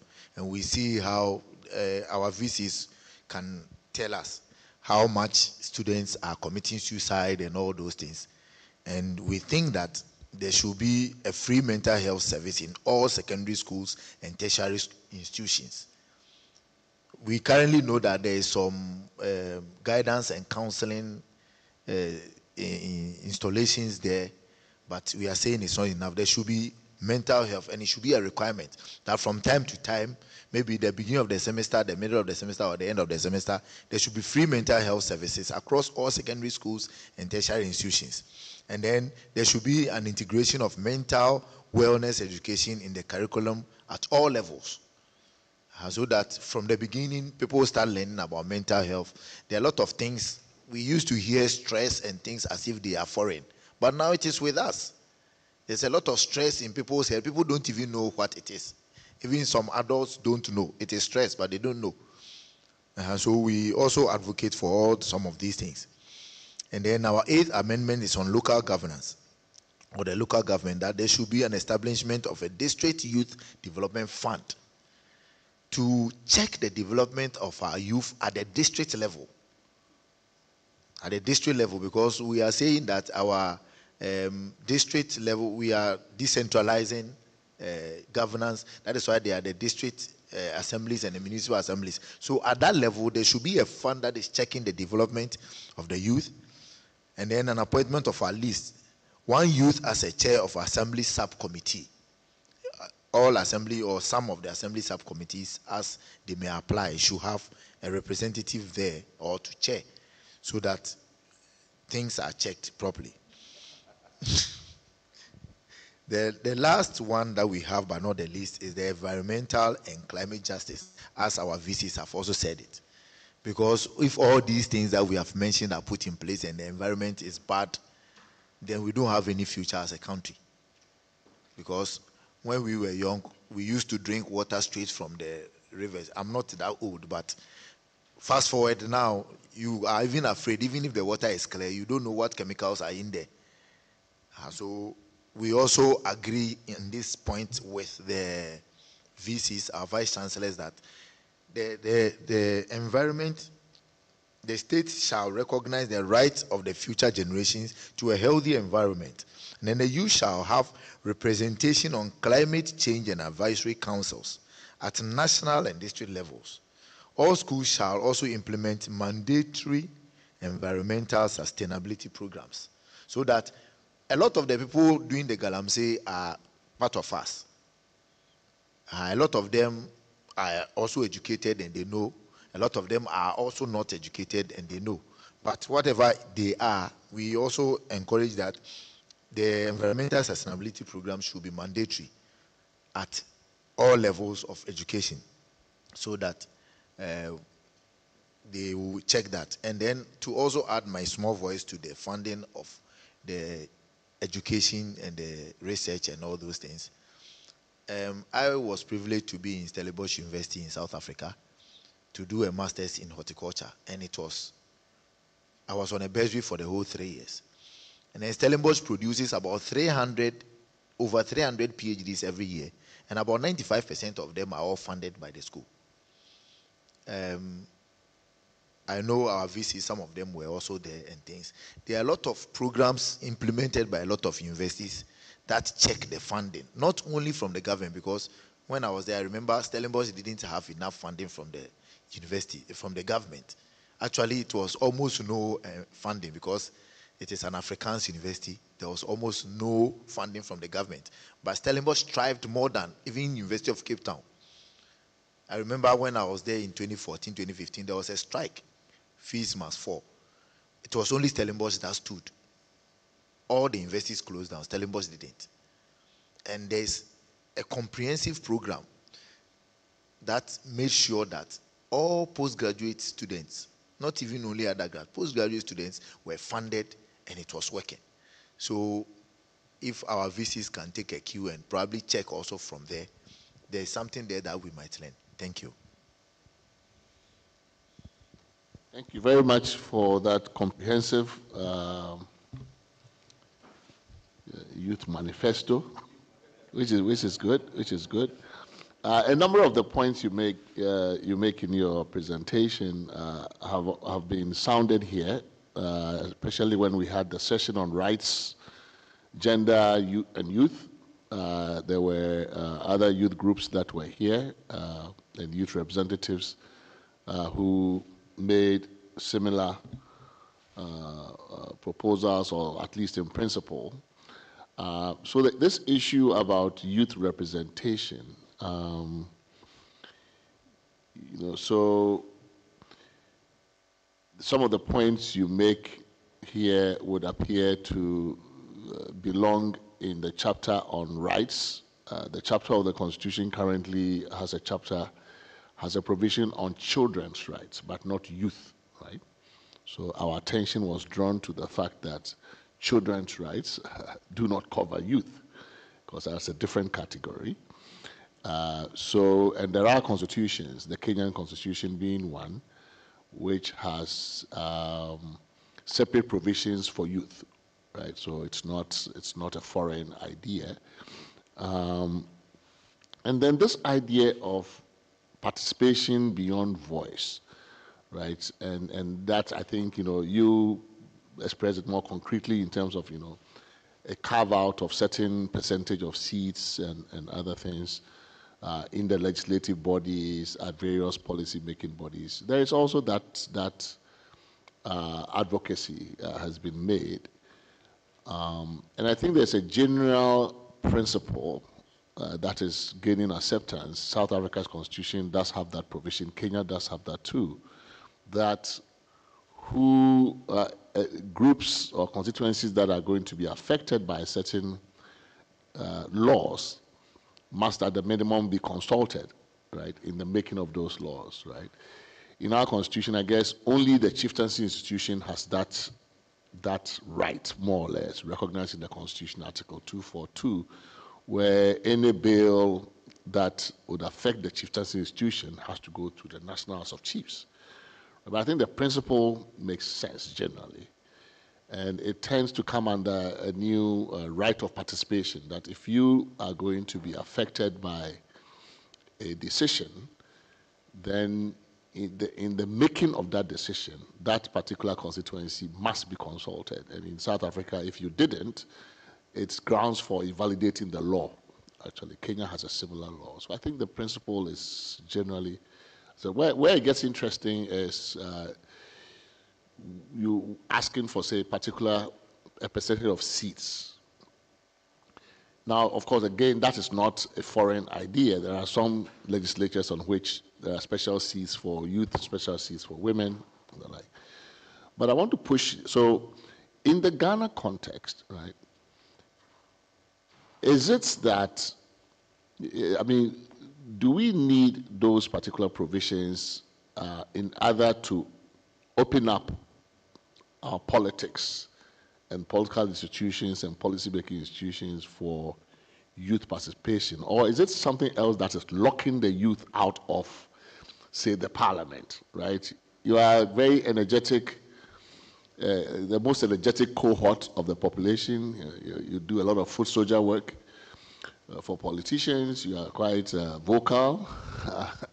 So you don't have a shortage of opportunities to participates in politics, right? Almost every single party is courting the youth. I haven't seen a single proposal in any manifesto for seniors, right? Everybody wants the youth votes. So they say whatever it is they can say to get there. So it's a politically influential category, segment of the population, and therefore it's not as if you are marginalized necessarily, right? Everybody is seeking your attention. Is it not things like the way we fund our politics that is locking you out of office, right? If we had a different model of funding our politics, I'm sure a lot of you will get into parliament and you will get into local government and you will get into other places and you would not need a 10% reserve seats for you, right?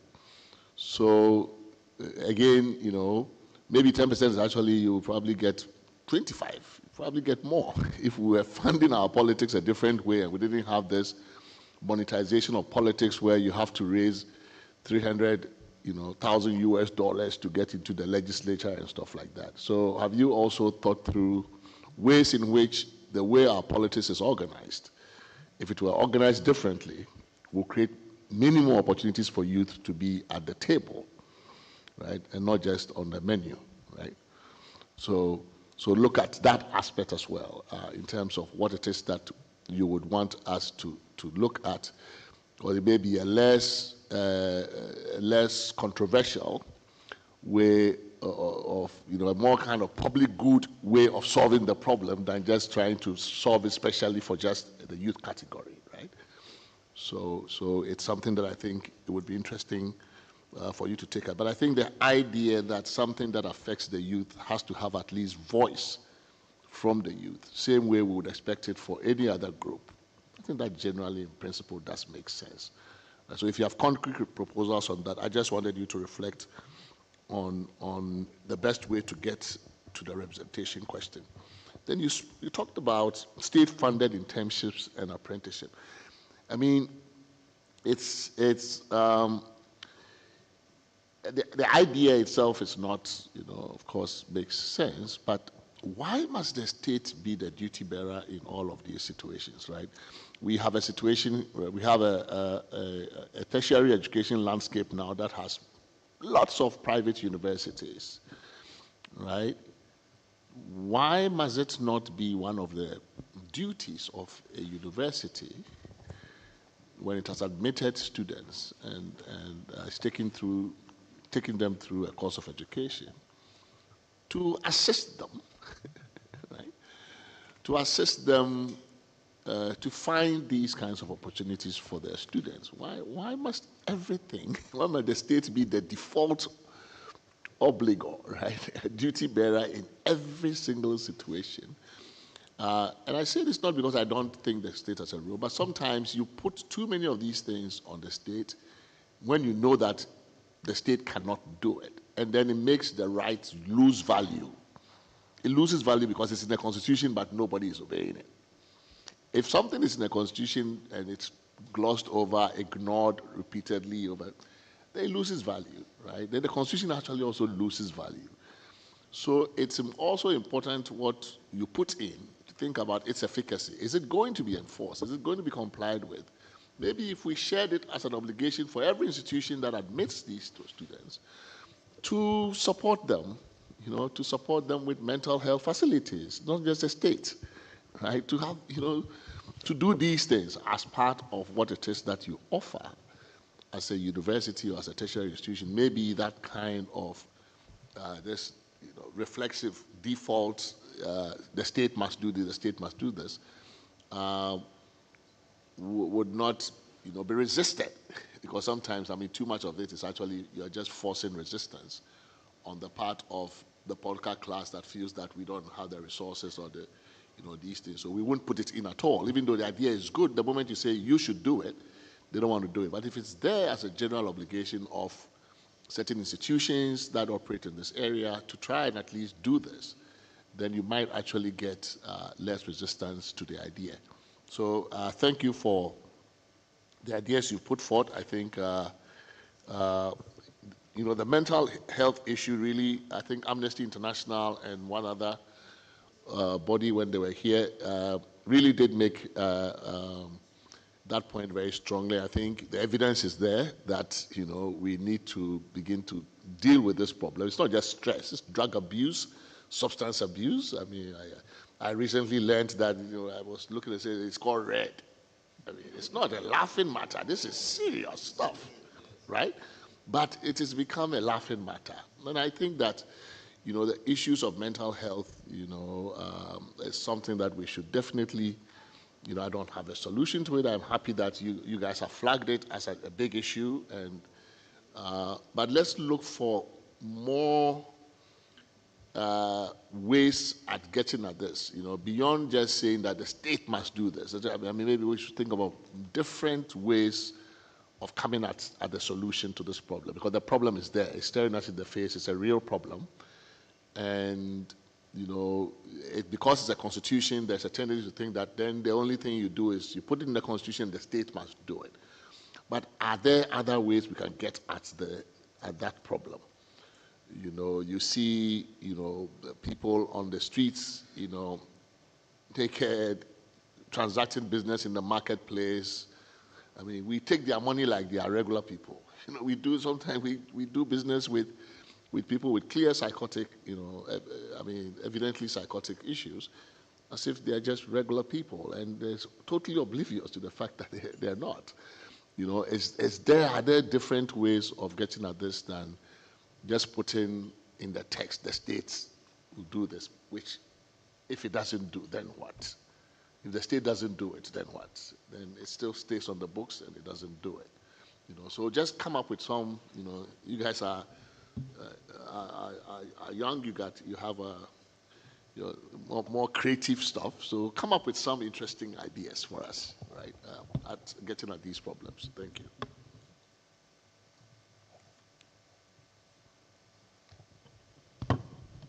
Chair, and good morning, good afternoon, everyone. Just an addition to what you said, I listened very intently to the Youth Manifesto, and I thought beyond the demands for positions and whatever, this was also the opportunity to kind of justify the inclusion. I didn't hear any suggestions as to into GDP. So the thinking is almost as if we don't put you on committees or on board, you would not contribute. It would have been good to hear some of the brilliant ideas you have, which would now make a case for justifying you. You talked about the Stellenbosch example, and that's good. But how was that done? What was the structure? Those are the kinds of things we need to hear, so that you don't feel like entitled young people just shouting out demands to us. Yeah, thank you.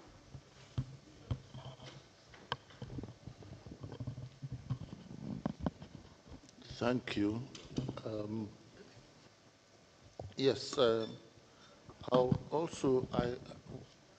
my points perhaps are not or cannot be addressed in a constitution, but as a general comment on the youth and some of the issues of progress for the youth and the nation, let me restrict myself to areas of academia where you belong. One, we had comments on academic freedom from the vice chancellors. For you as students, what is the state of freedom of expression and speech on our campuses that may need to be looked at? Because I would suppose that academic freedom is also for students, and one way is your freedom of expression within that context. What's the state now that may need to be looked at? Two, talking about consultations, in what ways would consultations on the university campuses with students benefit academic progress? In other words, must students be consulted and involved in the development of academic programs? And if so, how would that be done? Is that even necessary? I'm saying this from a historical background of what happened in Europe and parts of the United States in the 1960s. I mean, student demands for this kind of, for reforms, really has contributed a lot in shaping academic work in those parts of the world. My last point is about funding education.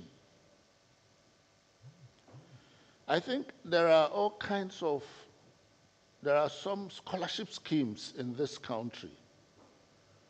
The Scholarship Secretariat is one, and others. How can these schemes be improved or reformed so that they can become more efficient and effective, and be effective in contributing to funding education? Yes, so those are the 3 points I wanted to. Thank you, Chair. The number of observations and comments I'll make in respect of NUCS as a former national officer of NUCS myself. Now, the first comment is, as you sit here, I think the student representations, and I'm talking about youth in school on our campuses. May I interrupt? I got a note that I didn't pay attention to. We have one participant in a different time zone online who has been waiting for some time. Let me, if he's still there, if Dr. Patrick Ewa is still there, please, I just looked at the note again and it was a bit urgent. If you're still there, maybe with your permission, I would have him make his input and so that he can take leave of us, and he's in a different time zone. So, Dr. Ewa, are you still there? Yes, I am. Good afternoon, Okay. Mr. Chairman. Okay, and thank you. Thank you for Sorry. giving me the floor. I will try to be brief. I really am very grateful for being invited to this conversation. And I would first start by adding my voice to the call to raise the retirement age to 65 years. I would recommend it for all staff, actually, with an option for individuals to take early retirement at the age of 60 if they wish to do so. And I would recommend that instructors and researchers should be able to continue until the age of 70 under contract. I would also like to add my voice to the call for academic freedom being protected by the Constitution. And then I'd add a couple of other things for consideration. And first, let me apologize that as a lay person in the law, I'm not sure what fits under the Constitution and what should be in a different law. But I just wanted to present a few issues for consideration. The first has to do with the durability of our educational institutions, the permanence of our educational institutions, and this might be said to be true for health as well. Currently, the law in Ghana does not permit the sale of freehold land. And this is very problematic for anyone who is thinking of establishing an educational institution that they hope to last 1,000 years. And some of the oldest institutions, continuously running institutions on earth, are universities. And I would like to propose that educational institutions, healthcare facilities should be permitted to acquire land on a freehold basis, and that leasehold agreements for such institutions should be able to be converted to freehold at a reasonable fee for those institutions. And I think this is about permanence, it's about long-term sustainability, and it's also about making a statement to the nation that our most valuable natural resource is human capital, and that we carve out a special place where the development of human capital is never threatened to be disrupted because of the availability of land. Second, additional item I would like to put on the table is the current arrangement of how the boards of governmental institutions are organized, and in particular disrupted by changes in government. So institutions like the Ghana Tertiary Education Commission. And I would suggest that there be consideration that something between a quarter and half of government appointees to boards should be subject to change after a change of government, that the incumbents on those boards should continue working until the replacements are found. And this will enable institutional memory, it'll enable business continuity, and it will remove the perception of winner takes all. But I think very importantly, it makes again the point to the nation that government business is extremely important and should not be disrupted by election cycles, or such disruptions should be kept at a minimum. And it will also enable us to avoid a situation where the very dramatic shifts in direction, which when these are done on state boards, can keep, sort of generate a whiplash effect for the sectors that these boards are managing. And finally, I would like to suggest or propose that the state enable a culture of alumni and corporate giving to public and not-for-profit educational and medical institutions, or perhaps even generally to all organizations limited by guarantee, by providing tax exemptions for donations to such institutions. When I look at institutions like, especially the public universities, the old ones like the University of Ghana, KNUST, UCC, they have a tremendous living endowment in their alumni bodies. There's tremendous wealth that these universities could access if the state would encourage or create incentives for the alumni of these institutions to give to their alma mater. I recognize that issues that have to do with the public purse are tricky, and that this may not be constitutional mandate per se, but because the Constitution makes statements such as having education be progressively free, which does have to do with the public purse, I think that it would be appropriate for the Constitution to also make statements that says that the state is establishing incentives to encourage the citizens of our country to give to education, to give to health, and so on. So these are just the few things I wanted to present to the committee. First, the retirement age being increased to 65 years. Second, that academic freedom is protected. Third, that the land rights be organized in such a way that education and healthcare can be permanent facilities or very long-lasting facilities by enabling the hold of freehold land for such institutions. Fourth, that government boards not be disrupted too severely by the four-year election cycle.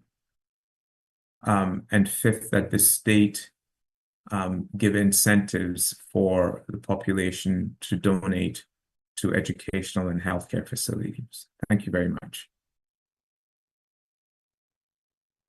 Very much, Dr. Ua. That's straight to the point. Very well noted. I don't know how much longer you have. I don't know who has any questions for you, but I don't have any. But if you stick around, unless you have to run away, if you could stick around. I can stick around for a little bit longer. Sure. Okay. Thank you. All right. All right.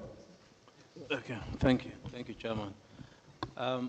There are two issues I want to raise with NUCS. And thank you for coming. I've been asking where my people are.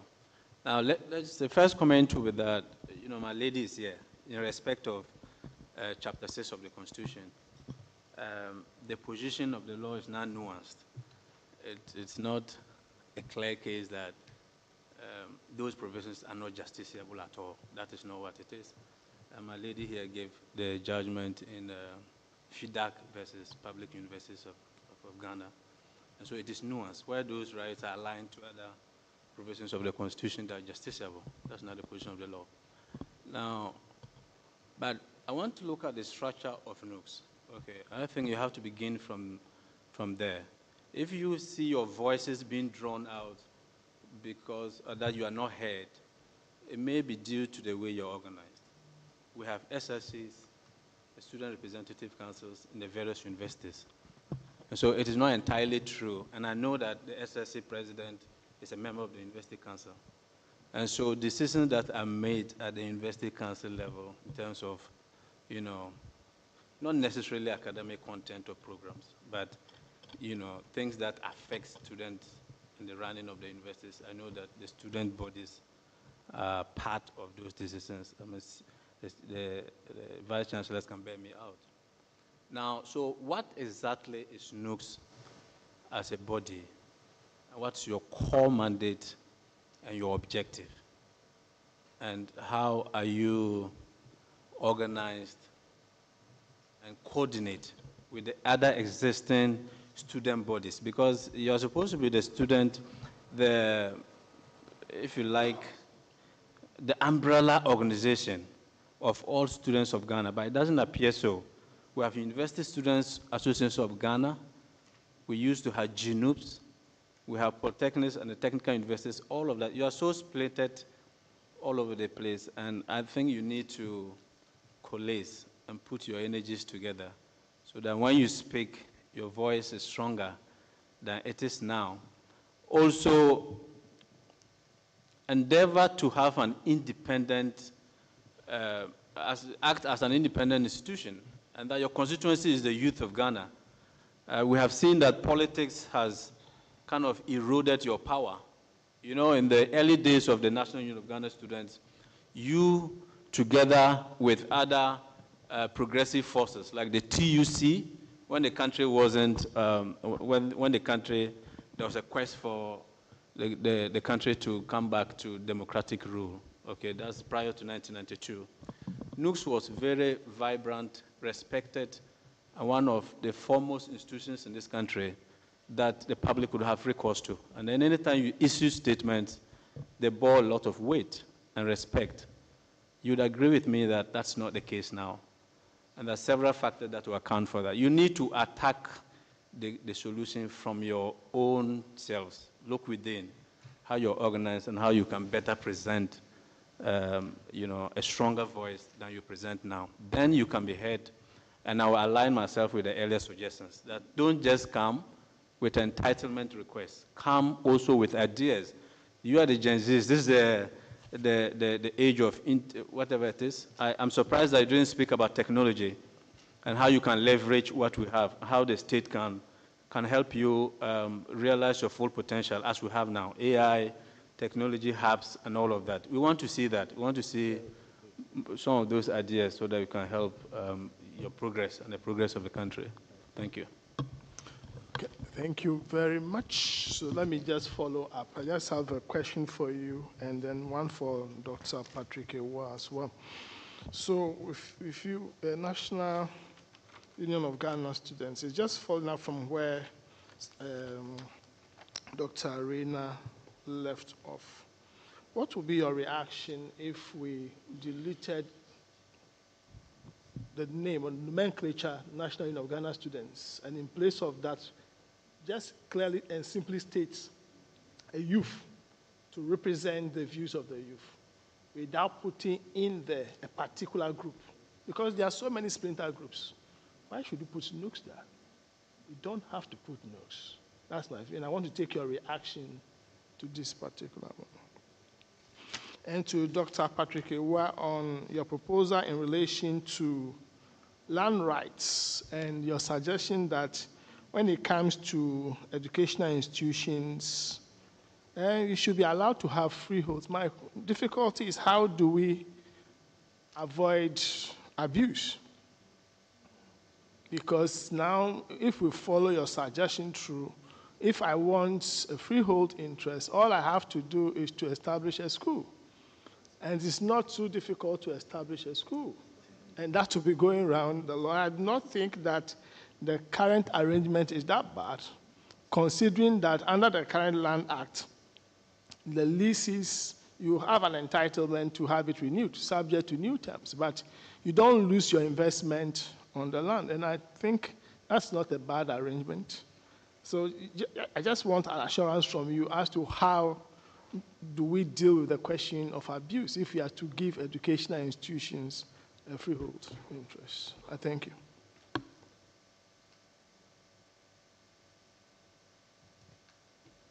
If I may answer that question. They mentioned digital access and innovation rights. So they mentioned it. So perhaps you didn't give much details and he missed it.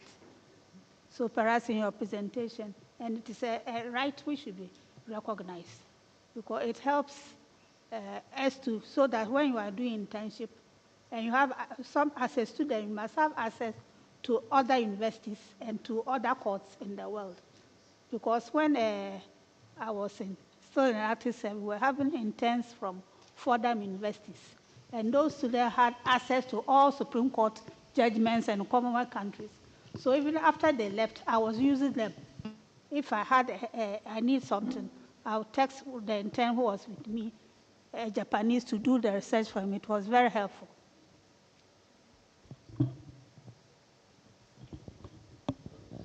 We can open the floor up for general comments for those who haven't had your turns yet. Before it goes back to. Okay, I think Dr. Rua, there was a question for you about mitigating the likely abuse from the exception you are asking for from the ban on freeholds for educational and medical institutions. Yes, I think that's a very good point that was raised.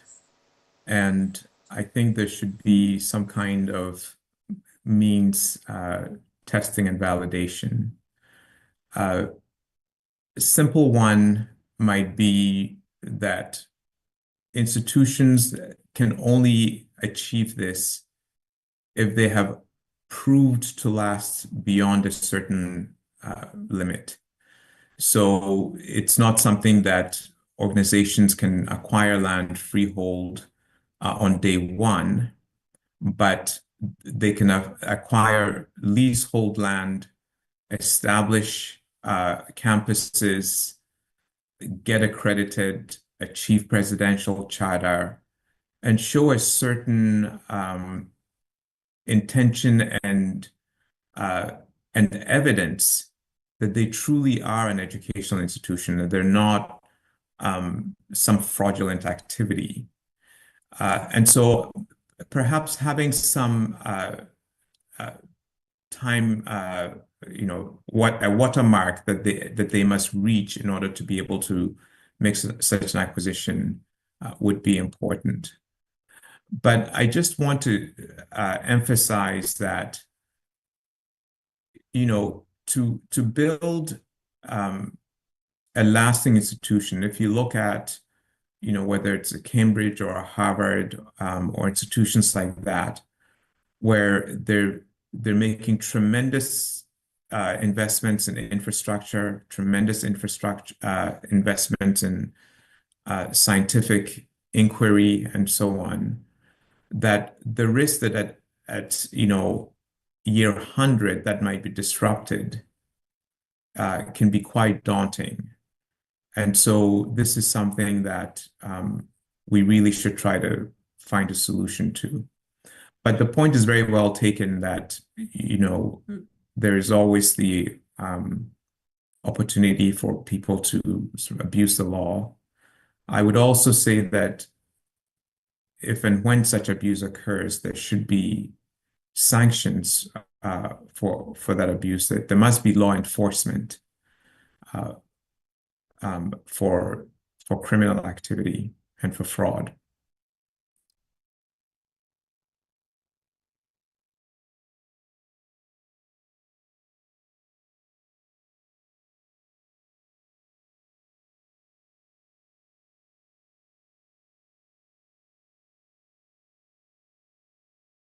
For X number of years and to meet certain benchmarks or hit certain milestones before you confer on them this right to a freehold.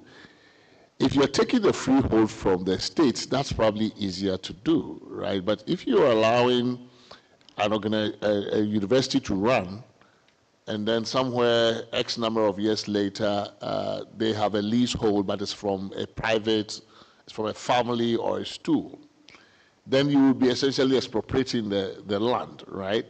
And that might, there could be difficulty there. If it's for the state, I could see how that's easy to do, generally at least easier to do than if it is. So I think maybe getting it upfront. Mr. Chairman, I'm not suggesting expropriation.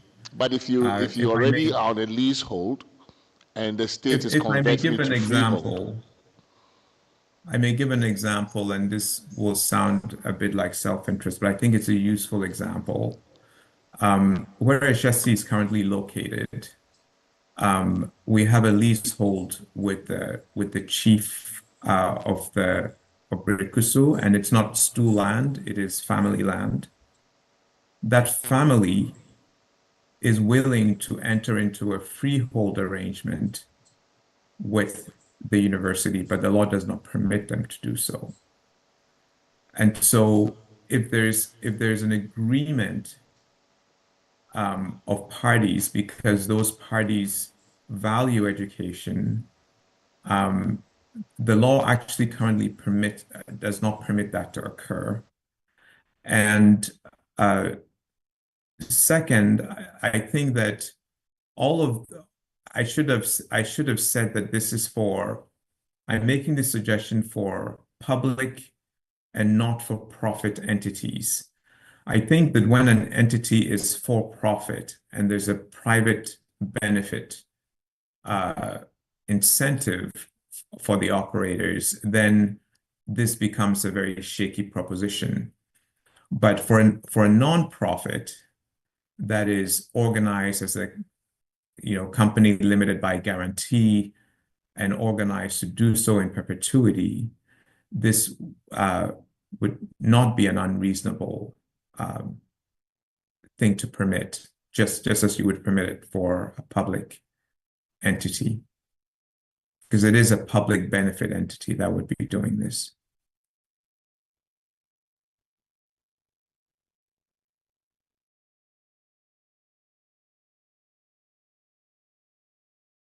Challenges like you do.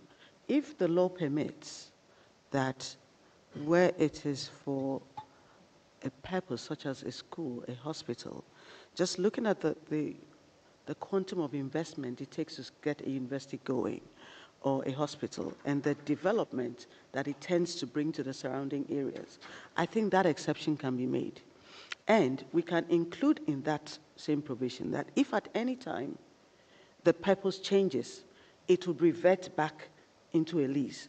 And when we do that, whether it is owned by a family, a school, the state, I am certain that they will police it. If you change the value, the purpose, they would enforce the reversion back to a leasehold.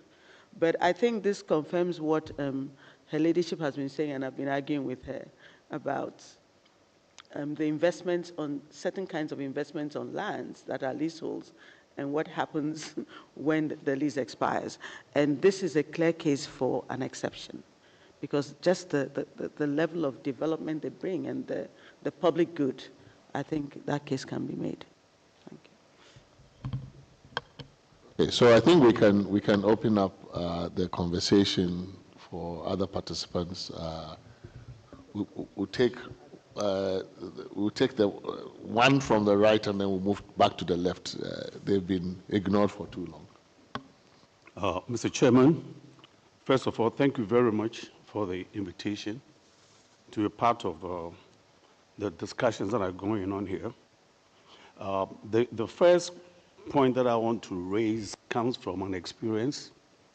I've just returned from Kigali in Rwanda, and my goodness, it's the cleanest city I've seen in my life. So somewhere along the line, as we begin to review the Constitution, I'm wondering, how can we bring Accra and Ghana to the same standards? And your ladyship, that's where you say the common sense judgment. What is it that we can do to bring Ghana to the same level as Kigali? And the reason why I'm saying this is that the attraction of tourists is unbelievable. They don't have the kind of resources that we have, but they are quite productive. They are clean. And I think somewhere along the line, if that aspect can be incorporated in the meetings, I think we should do that. At my age, I'm also suggesting that, I'm talking about retiring people at the age of 60. At 60, or let's say before 60, is the volume of your work in terms of time that matters. However, after 60, the quality and wisdom of your years is what matters. And I'm speaking from the point of view of someone who is 78 years old this month. And my most productive time is these times, this period in my life. Now, in terms of NUCs, I really sympathize with the youth in this country, in a sense that there are opportunities that are not offered to them. And again, I'm talking about my experience studying in a state university in Los Angeles. My mother was a housewife. She didn't have any money. My father was retired. So guess what? I had to work to pay my school fees.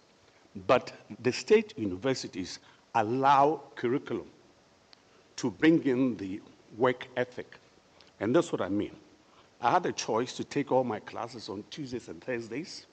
That's 2 days out of a week. So I have 5 days to spend for myself. Or you can take your classes Mondays, Wednesdays, and Fridays, so that I have 4 days to yourself. Or you can take your classes in the mornings or the evenings. That gave me a certain flexibility and a work ethic, which I could not have received had I schooled here at the University of Ghana, Kwame Nkrumah University of Science and Technology, or UCC. So this is how I think our young people are restricted in terms of the work ethic. Now, if there's no work ethic, then the assumption is that we are entitled to particular things because we are educated. And at this point, I also want to make reference to, I serve as chairman of Tama International School. And their curriculum is called the International Baccalaureate. There's a component in it called CAS, Creativity, Activity, Service. And this is where young people begin to give of their humanity. And that's what I mean. As teenagers, part of the requirement for that curriculum and diploma is that you have to be seen working in the village where people are deprived so that you begin to even build schools for them. So what they will do, they organize activities that will raise some money.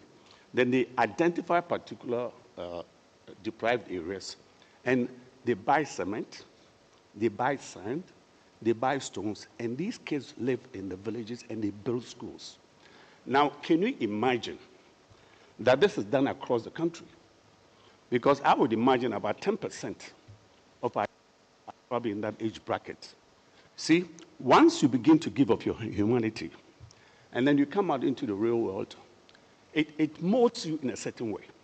And the reason why I'm saying that is our education institution, as we have it, is the true pass and get a degree business. There's not your humanity as an aspect of it. And then what we're also doing is that we look at the lower level critical thinking skills, where all we do is repeat information so that we can pass examinations. Sometimes, when I look at people in this country that we give responsibilities to, they can tell you all the issues that pertain to any entity, but give them the responsibility to solve problems, and they're not able to do it. You know, and that really hurts the country. So what I'm saying is this: the work ethic has to be introduced as early as possible so that we are not getting degrees, because the degrees and the rest of them are only potential.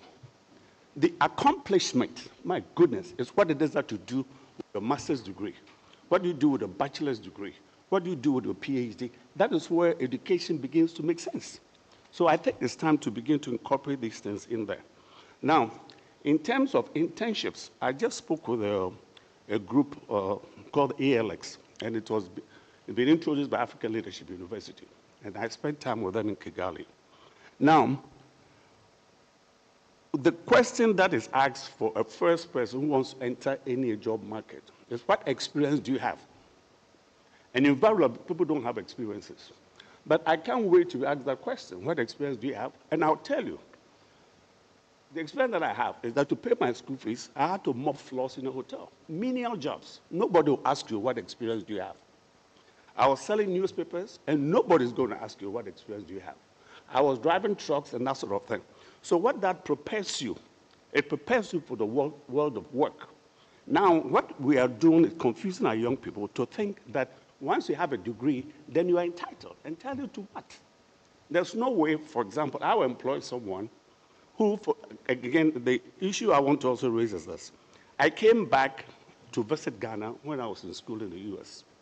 And I couldn't believe that people had free tuition, they had free food, people cleaning after their rooms for them, and sometimes they had money to buy beer. It blew my mind. My goodness, how are we raising our young people?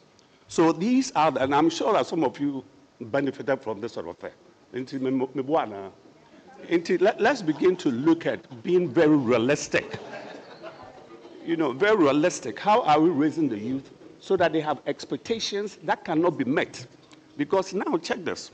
We are also educating young people as if they're going to live in a world that the people in their 60s and 70s lived in. Those days have gone. Now, what is the accomplishment? What are the solutions to societal problems for which you embrace yourself? Develop an agency that in my own right, these are the issues that I'm going to solve in my own right. So, Chairman, thanks for the opportunity. These are my concerns. Thank you. Thank you very much. Okay. There are a couple of, but I think the lady had a hand up first, and then the UTAG, and then. Thank you very much, Chair. I was just going to seek some clarification regarding the matter of the internship and how it finds a voice or a place in the Constitution. I was going to ask this because I know that these are institutional-based arrangements that doesn't need a Constitution for it to be done. I know that I served as registrar for 8 years in my university, and it's before the curriculum is even started, the program regarding the internship, how long it will take. These are done on either institutional basis or departmental basis or school or faculty basis, if you like. but they are in the curriculum that is presented to GTech or whoever, the regulatory body, to look at and agree that this is good, or to any other professional body that is also regulating that particular program. So I was just a little bit wondering how it has to take a constitution of the nation to be able to implement this or have it done in the universities. Mr. Chairman, another thing that I wanted to draw attention to is the fact that there is no lack of strategy for how to run universities or how to make extra fund available to do things. There is not a lack of idea regarding that. There's no lack of it. The only challenge is that universities are working under some specific regulatory conditions. That does not allow them to behave. These are public universities, so may not allow them to behave like private universities that can, introduce programs that are commercial, and then students can work in, do morning programs or evening programs, and so there's a constant stream of income. That is not the situation. I bet that if there was a little bit of latitude to grant public universities the ability to also run some of these programs without GTech breathing on their necks, they should be able to make some fair amount of money to cushion what government is providing. Let me tell you this, in 2018, actually there was conversation around the table at VCG to see if some of the older public universities can be weaned off government subvention. And there was an elaborate attempt to find out which areas, if they were weaned off government subvention, what strategies they could implement to be able to stay afloat. And one of them is the fees. If you want me to stay on my own and develop on my own, then allow me to charge realistic fees. And then that is when everybody is crying that then the university will be for the rich only. So we are playing a cat and mouse game. Let universities run, let them be on their own, they can be on their, but then we are afraid of the repercussions of if universities started to run on their own. So I'm not sure how this whole thing can pan out in the constitution. But these are realities. They are real things that we have to think about.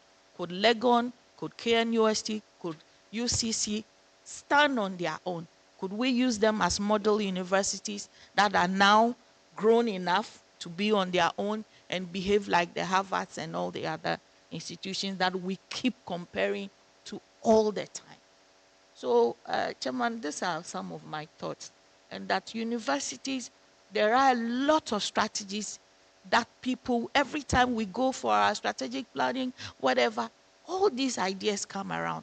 But it boils down to how do we navigate national, regulatory, all these things that are binding them so that they can step forward and implement some of these things. Thank you, Chair.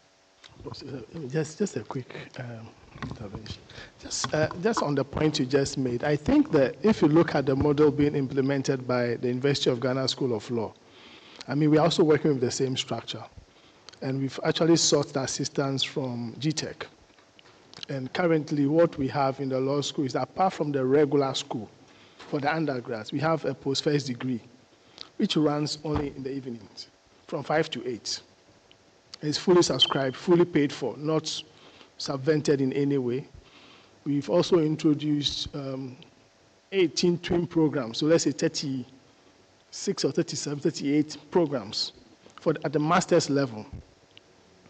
And this runs in the evening.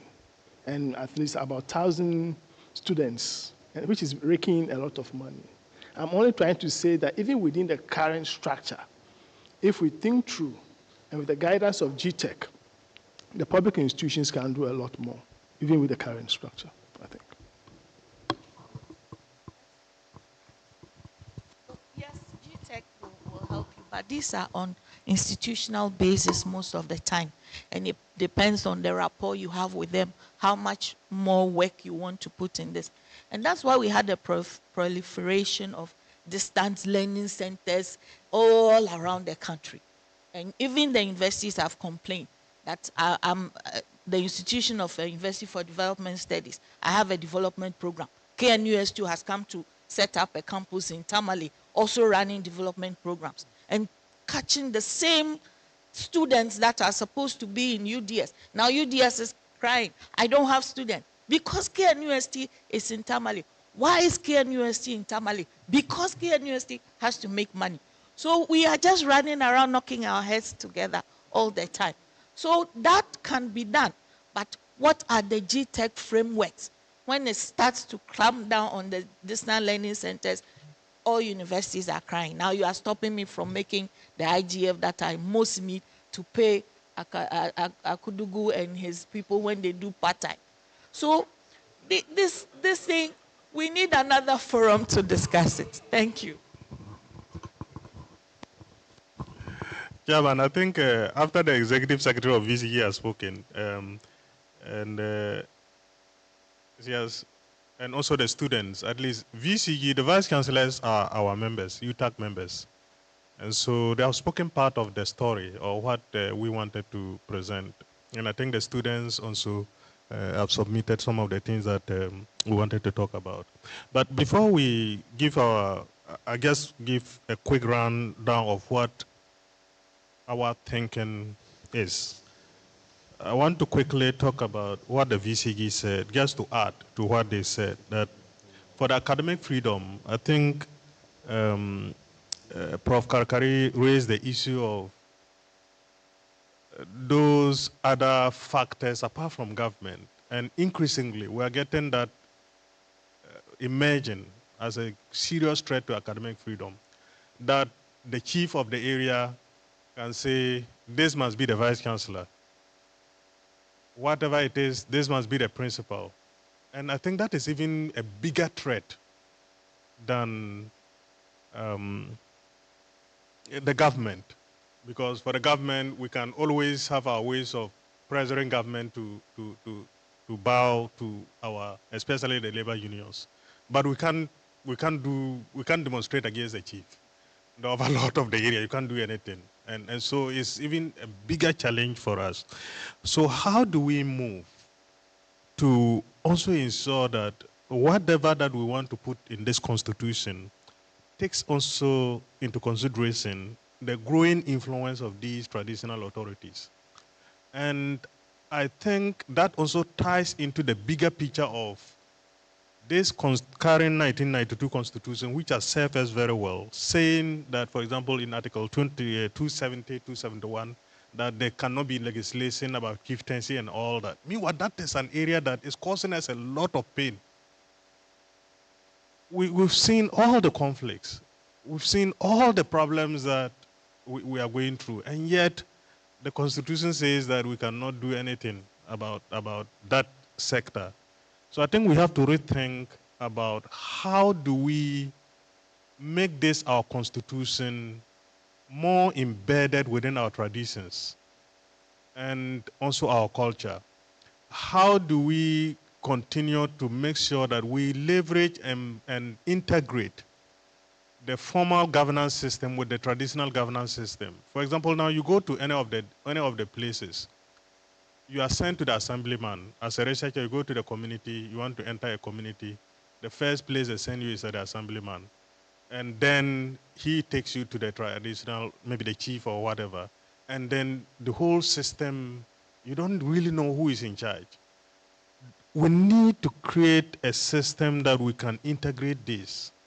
And that will tie in with one of our proposals that I'll be sharing, that we probably have to scrap the Council of State and rather make use of the regional houses of chiefs, or create another layer of, or is it a second tier parliament or whatever that you call it, that we can make good use of the regional houses or the National House of Chiefs, who have direct authority to do a lot of the things, and see how we can build synergies and make use of these systems that at least everybody is accountable to whosoever that they govern. And so in terms of academic freedom, that's what we want to add.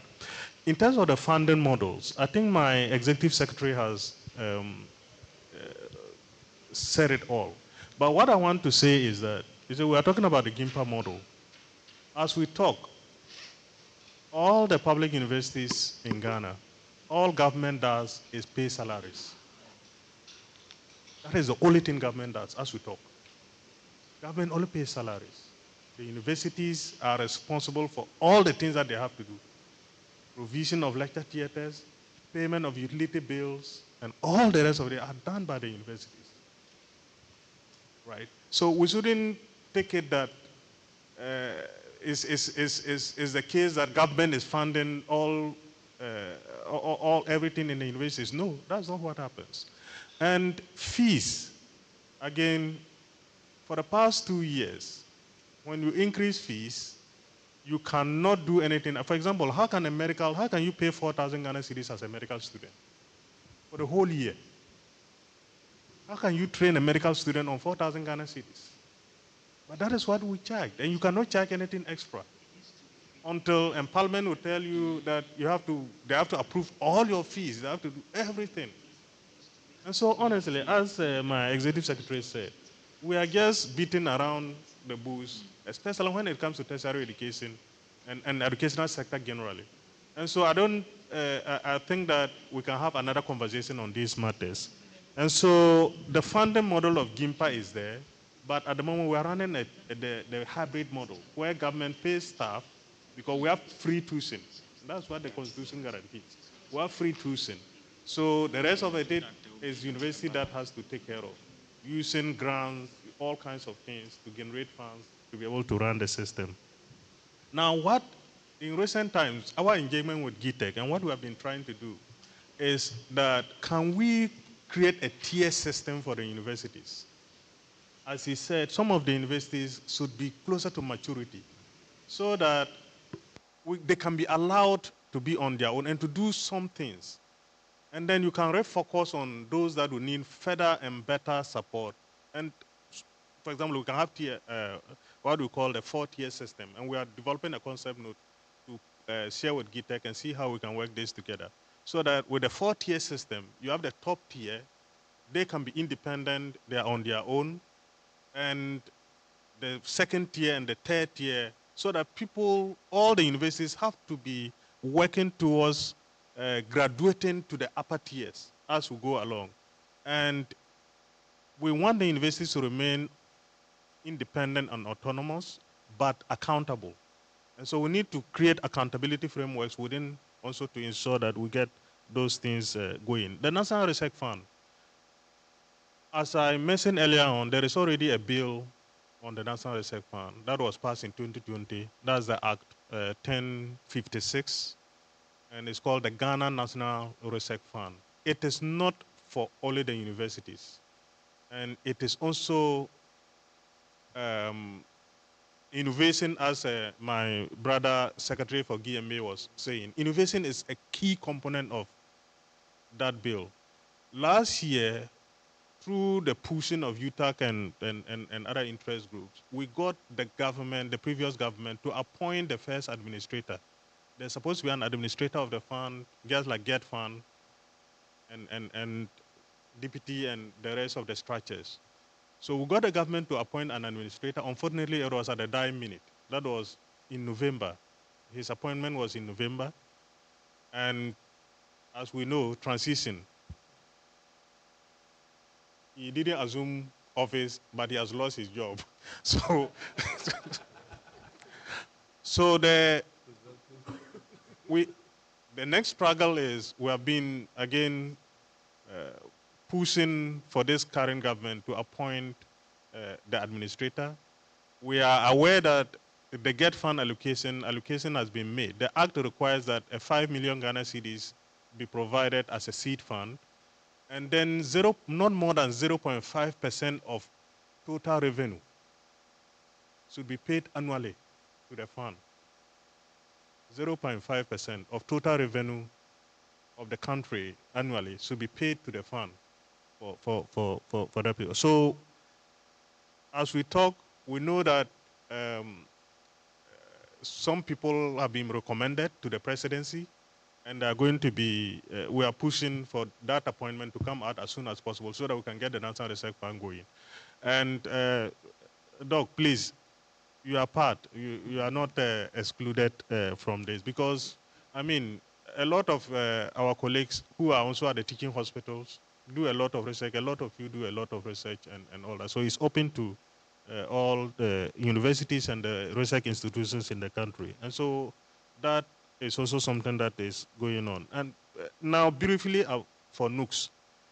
NUCS, as my senior in UDS back in the days, and also a former NUC executive, and myself also as a former NUC executive, is that the issue with NUCS is the fact that who at all are we, NUCS?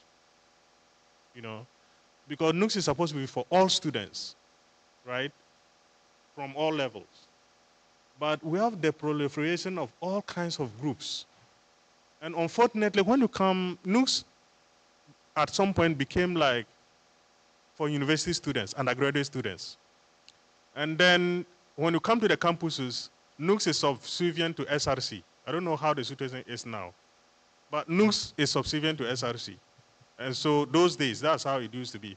You have a NUCS president and you have the SRC president who determines all dues and everything is paid to the SRC president. They decide how they want to do it and everything. So NUCS, we really had very little to do those days, right? I don't know if it is what the situation is now, but I think we have to find a way. I was hoping that you were going to even say that maybe, I don't know how that can happen. Maybe there should be some clause that would give you that legitimacy. Okay, maybe I went to, I didn't hear that. So that you can work a lot more and reduce also the influence of politics so that we can make progress. I remember I sent you a message myself about some of these even retrogressive policies that we have. For example, somebody is in the colleges of education. He's doing degree in education. Somebody is in Gweneba. He's doing the same degree in education with the same certificate. And the person in college of education is given allowance. And the one in Gweneba is not given. And NUCS don't see anything wrong with this. It's not right. So we cannot continue this kind of policy. Now, let me go back to just quickly, because I have a flight to catch. Let me just mention quickly the things that UTAC is proposing. We will submit the detailed, and also based on the we will submit the detailed information later on. First, UTAC believes that there's a need to limit the executive power. I mean, in addition to what the VCG has presented, one, we need to limit the executive power. And we think that Article 78 should be relooked at. That article that prohibits or says that appointment of ministers and whatever is majority should be come from parliament and all that. We think there should be a complete separation of powers.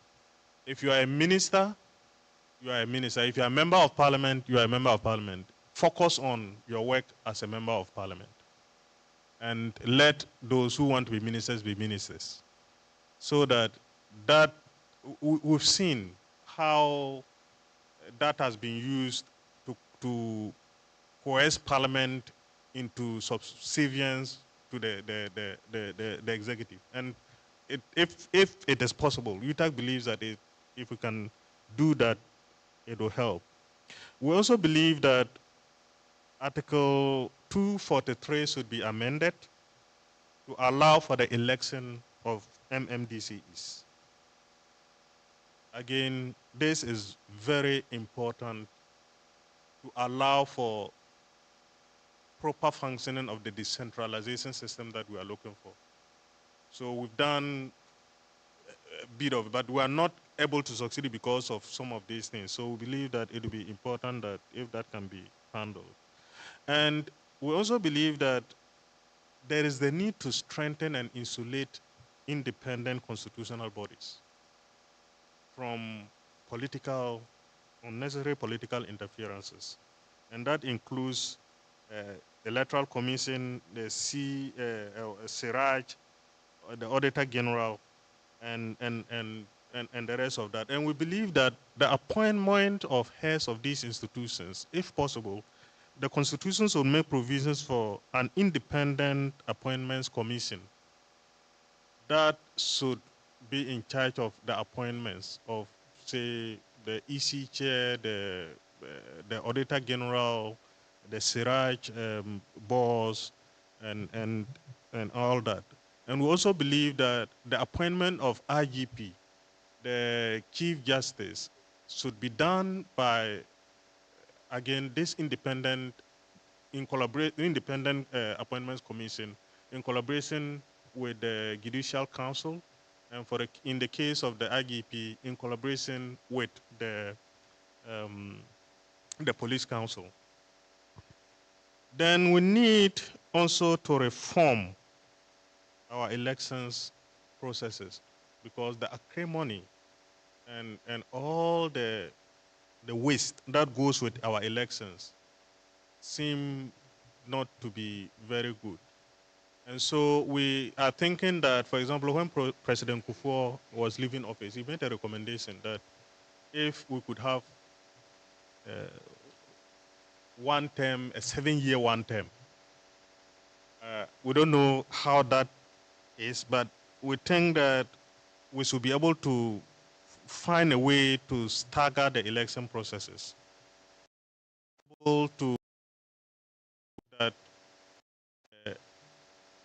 the members of parliament, the assembly members, and then the DCEs can be elected at one time, and we have another time to elect the president. You know, that kind of anything that can reduce the tension that we have in the country. Then this in line with Nooks about the youth representation, youth and women representation in parliament. We believe that we may have to look beyond geographical constituencies and create also constituencies for some key groups, like the youth, the women, and other vulnerable groups, so that it doesn't have to necessarily be limited to just the geography, but we can realign and also create some seats that will represent these interest groups. And yeah, I already talked about the judicial independence. We are also of the opinion that the term, the age limit for the president, there should be an age limit. Some have proposed that it shouldn't be more than 75 years. And also that... This is 75 years to contest, or 75 years? No, you shouldn't up the upper limit. So when you turn 71... From 75... So if it's 71 and you turn, let's say you are 72, yes, and by the time your presidency is over, you'll be 76. 76. You can't contest when you are 72. When you are 72. So I'll be a very young president. You should. You should.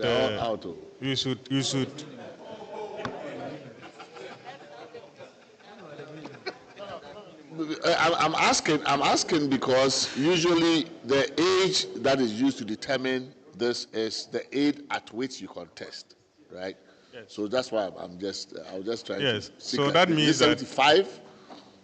From 7 to 1, you cannot contest. That's what it means. Okay. Okay. Yeah.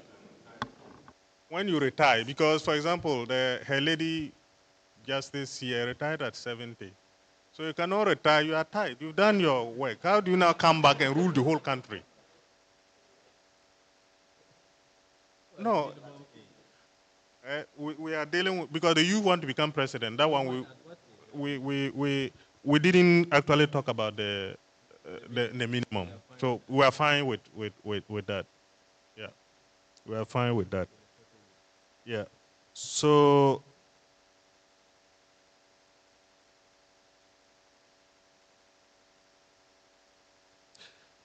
we also propose that ex gratia for this, the Article 71 office holders. We have two propositions. It should be scrapped. Article 71 should be scrapped. if it is not going to be scrapped, then university professors should be part of that group. And there should be an independent emoluments commission that will determine the pay of everybody across the country in the public sector, from the president to the cleaner, so that everybody is treated equitably. And most importantly, payment of ex gratia should be once in a lifetime when you are in that profession. One payment of, that is to say, as a member of parliament, you can only be, no, I'm not mixing. Yeah, I'm not mixing. Yeah. So that means that when you are a member of parliament, because every 4 years they take ex gratia. And that we think is not right. You should only take ex gratia when you are no longer counted to parliament. Like, if you are returning to parliament, you should not take ex gratia. Those who are going, they can take. But if you are returning, you should not be paid ex gratia. Yeah, if you have taken, that's it. It should be a life. You don't take. Or maybe we can decide that you take maybe when you come back. But we think that this every 4-year routine should not be the case. And if you go, for example, if you go and you lose an election, and you are paid that ex gratia, if you know that you have what do you call it, if you are thinking of coming back, then don't take that ex gratia. If you know you are thinking of coming back, then don't take that ex gratia. Sorry. Are you about done? Yeah. Okay. So the last, the last one is now the response to. I think you asked some specific questions, and I want to respond to them. Yeah, you asked about the PUB, and what UTAG view about the PUB is. Our view remains the same thing. We don't want it. Unfortunately for us, when we fought this PUB off in 2019, at our blind side, most of the things that were in PUB that we were fighting were smuggled into the Act 1023, the GITEC Act. So a number of the things that we fought against with the PUB were smuggled in there. And that is why we are having this problem with GITEC. You see, and you realize that, for example, when you say that any act of the universities that is inconsistent with the GITEC Act is null and void, is the GITEC Act that will. You have invariably said that there's a GITEC Act that governs all universities. So yes, so it has become, that's the PUB in disguise. And so we are even demanding for a review or amendment of the GITEC Act, and that we are preparing to meet Parliament on this, and we have our issue. Yes, we will do that if the options that we have do not work. Now the other one is you talk also you asked a question on Article 25. Article 25, our view is that we need to operationalize what we mean by progressively free. What do we mean by progressively free? Is it no, as a matter of state policy, is it that when you are moving from kindergarten to the university, you should be paying lesser and lesser? Or is it that as the years go by, you should be paying lesser and lesser across the levels? What exactly is it that we mean by being progressively free? And so, in our candid opinion, this article should be retained, but we need to clarify that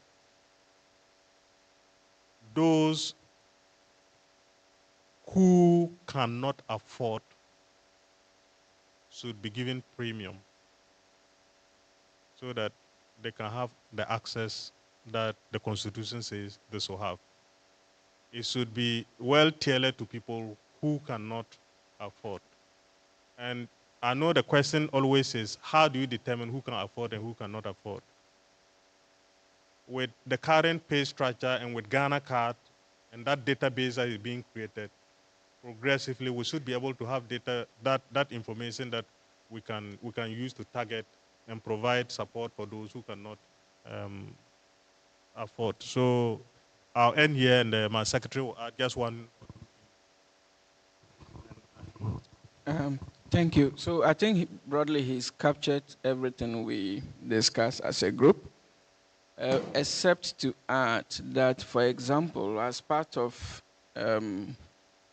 encapsulating a lot more from the PUB, which is the Public University Bill, into the Regulatory Act now as we are governed under, we have, for instance, clauses that says that if you are to create a department, you need GTEC's approval. And so you want to create a unit, you need GTEC approval. You ask them why, you are told that government is paying salaries. And to the extent that currently GTEC is considered to be the employer. And so, for instance, when it comes to verifying anything and everything about our IPPD is GTEC. So salaries, so you can be disallowed. You will spend, for instance, at a point in time when subventions are paid, and then universities make expenditures on them, GTEC can decide to disallow them as and when they decide to do an audit. And so that is why UTAC has always been sounding this headmaster role of GTEC. Unfortunately, the law is there. When it comes to accreditation, we have internal academic quality protocol systems, right from department to faculty board. If there's a college system, the collegial level up to the main academic board. With this current act, whether academic board, college, or faculty level, they're all zero. You do everything, and GTEC will still have to have a final say. We're not saying we shouldn't be regulated. We should. But there should be that guideline that has a fitting of GTEC in some way. But how did this happen? You are a university. You are an academic institution. I mean, how you are fighting a bill, public universities bill, and they come up with another bill. Is it that nobody read it? Prof, the interesting thing is that whilst we were told that NAP, National Accreditation Board, was to be merged with, I think, NCT, Council for Tertiary, and the government wanted to just merge. We really didn't know the merger was a development of a tertiary regulatory bill. In fact, we were just told NCT was to be merged with NAP. And we knew NAP to be only accrediting programs. And we knew that for NCT, what they did principally was to say whether this your program meets national, status or goal. That's all. Only for us to now see Act 1023. What is it about? It is regulating right from University Council up to the cleaner. And that is exactly what happened. Parliament passed. Just before UTAC would say Jack, that was it. And so we've really been struggling. We've made several, efforts to meet with Parliament, to have some of these, because we know when it comes to our bosses, once you become a vice chancellor, you are almost like a political animal. And so you cannot. So they cannot speak like the way we will do. And we've been fighting it, but not much of a progress is, gotten out of it. And so we think that that particular humongous law has to be looked at. And then we tie it into the issue of the funding. The school, an average of $100, which is $1,600, over the last 70 years, has been the average school fees charged. for all social science programs. 1,600 across universities averagely per annum. Now, and then no subvention. So the government of Ghana only pays salaries of university teachers and administrators. That's all. 1,600 per annum. If we don't do distance, if we don't do evening classes, it amounts to zero. So we have UPSA, which runs a hybrid model system, and then JIMPA with that market-driven approach. They are the only two unique universities. It used to be with GIJ, now Unimac. But then these are urban-related programs. If you move a little bit into the STEM education, we can't practice like them.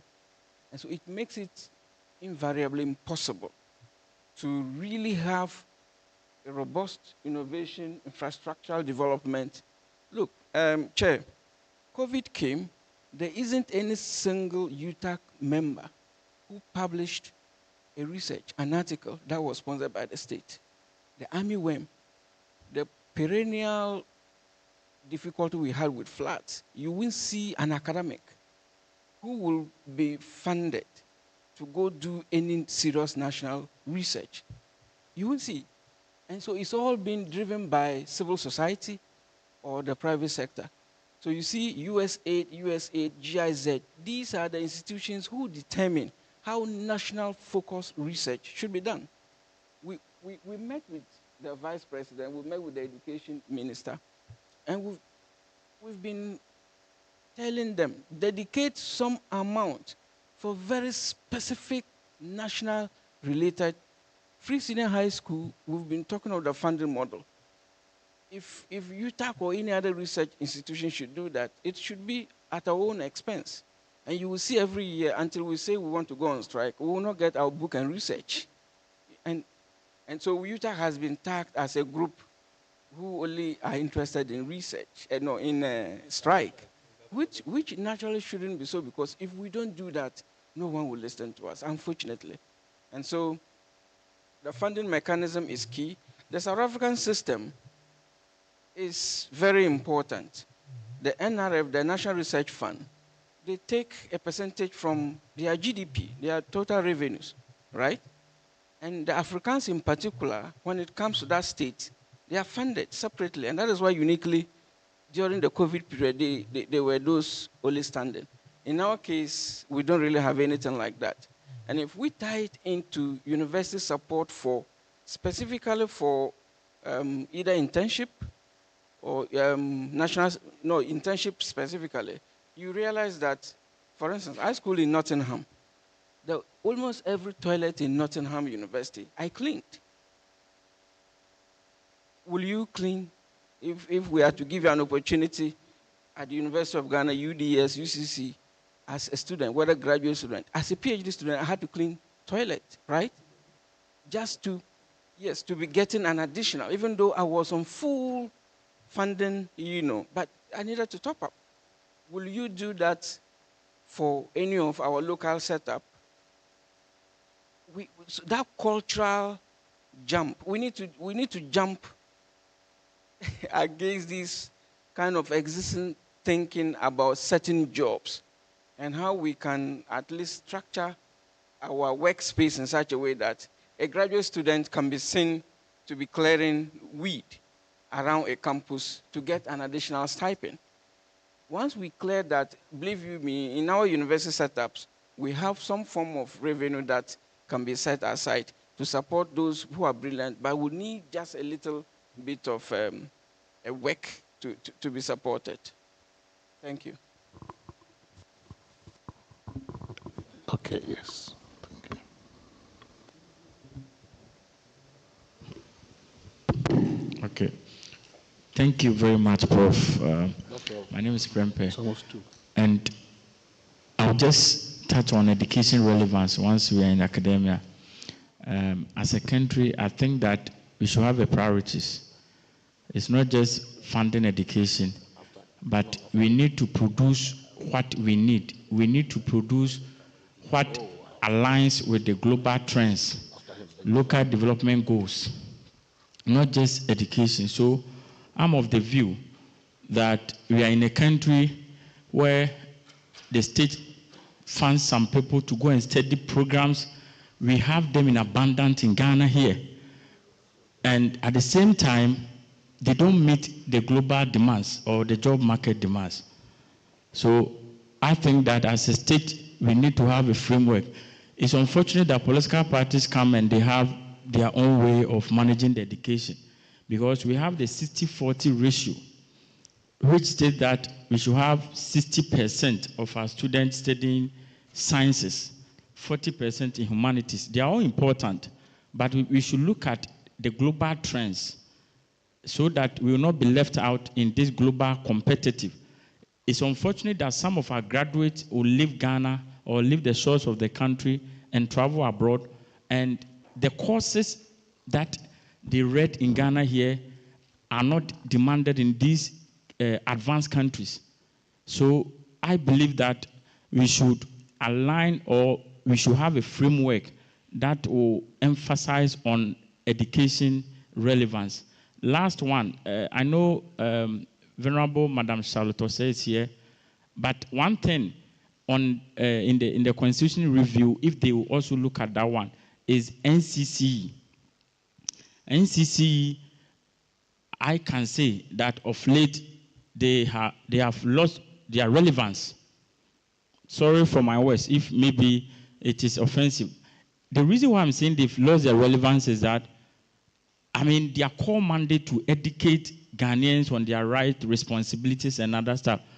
I mean, if you look at what the youth are doing and other stuff, you could see that they are not up to, I don't know what, it's not like they are not up to the task. Maybe the government has made them irrelevant, that one. So maybe in the constitution, either they will scrap it or they will, put it under another institution so that we will not waste resources. So that's my point. Thank you, Prof. Can I just add a little bit to his contribution on the NCCE? So I'm Agatha Roxton, academia and a lawyer. So in terms of the NCCE bit, I have a recommendation which comes under the enforcement and compliance of laws that Prof. Pempe raised at the beginning. And that is, I think, I'm recommending that there should be an introduction of awareness or education in our laws and also our constitution from the primary school level right through to tertiary. Because in Ghana at the moment, our curriculum, even at the primary school, we don't teach laws or how a lot of people don't know about even what is in our constitution until they actually go and read law as a course at the tertiary institution. And how do we then, if somebody is not aware of the law, how do they comply with it or enforce it? But once we have this embedded, in America, a young person can tell you their First Amendment right, their Second Amendment, because they are taught all these as part of their curriculum in schools. So I think we should start this as part of our curriculum, whether it's cultural studies. Now they've got so many names that they call it in the schools at the primary level. Our time, we had social studies and cultural studies. And now it's a whole different creative arts and all that. We can embed all these in the curriculum, which will help people so that they will be our protector of the laws and also promote enforcement and compliance of the laws and actually challenge others when they flout the laws in that regard. And that's what I think we should do when it comes to the enforcement and compliance of the laws. And also in terms of the internship requirements that you've actually proposed.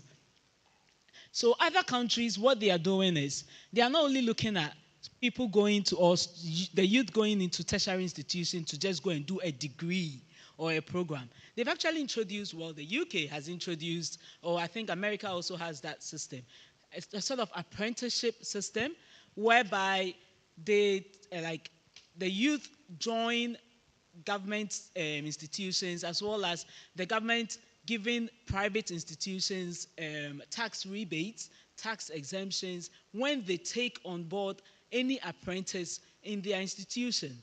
And this actually helps them. People learn the skill So in the civil service, it's a mandate. We are mandated to recruit apprentices in every department. And when you do that, you train them in a trade. So in the tax office, for instance, they become tax officers. And these help them when they finish. And they link that with a degree qualification, but it's like on-the-job training that you get.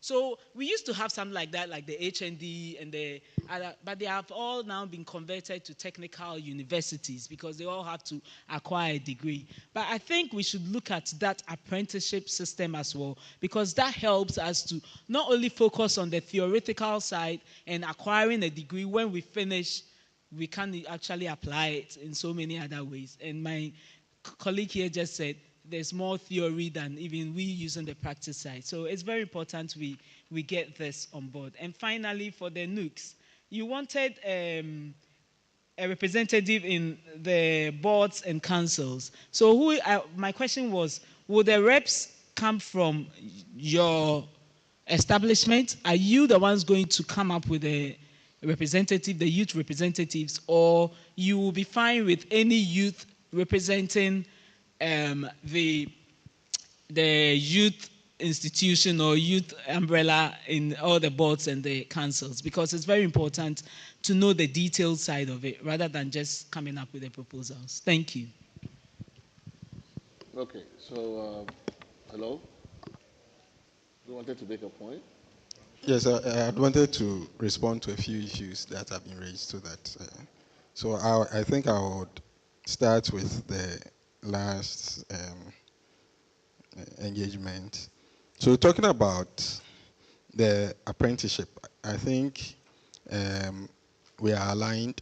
If you see the document that we submitted, we are not just calling for state-funded internships, but we are looking at a framework that makes internships and apprenticeship schemes available to young people. And we have also stated in the fact that there should be a public-private youth employment partnership, so that that framework can be built in that the youth can plug in it, the private sector can plug in it, and then all of that. And then also talking about the councils, representation of the councils. Yes. So in that vein, just as currently we have representation on the Get Fund board as well as the Students Loan Trust Fund board, the appointment, or in our case, it is a recommendation. So the recommendation comes from the National Union of Ghana Students.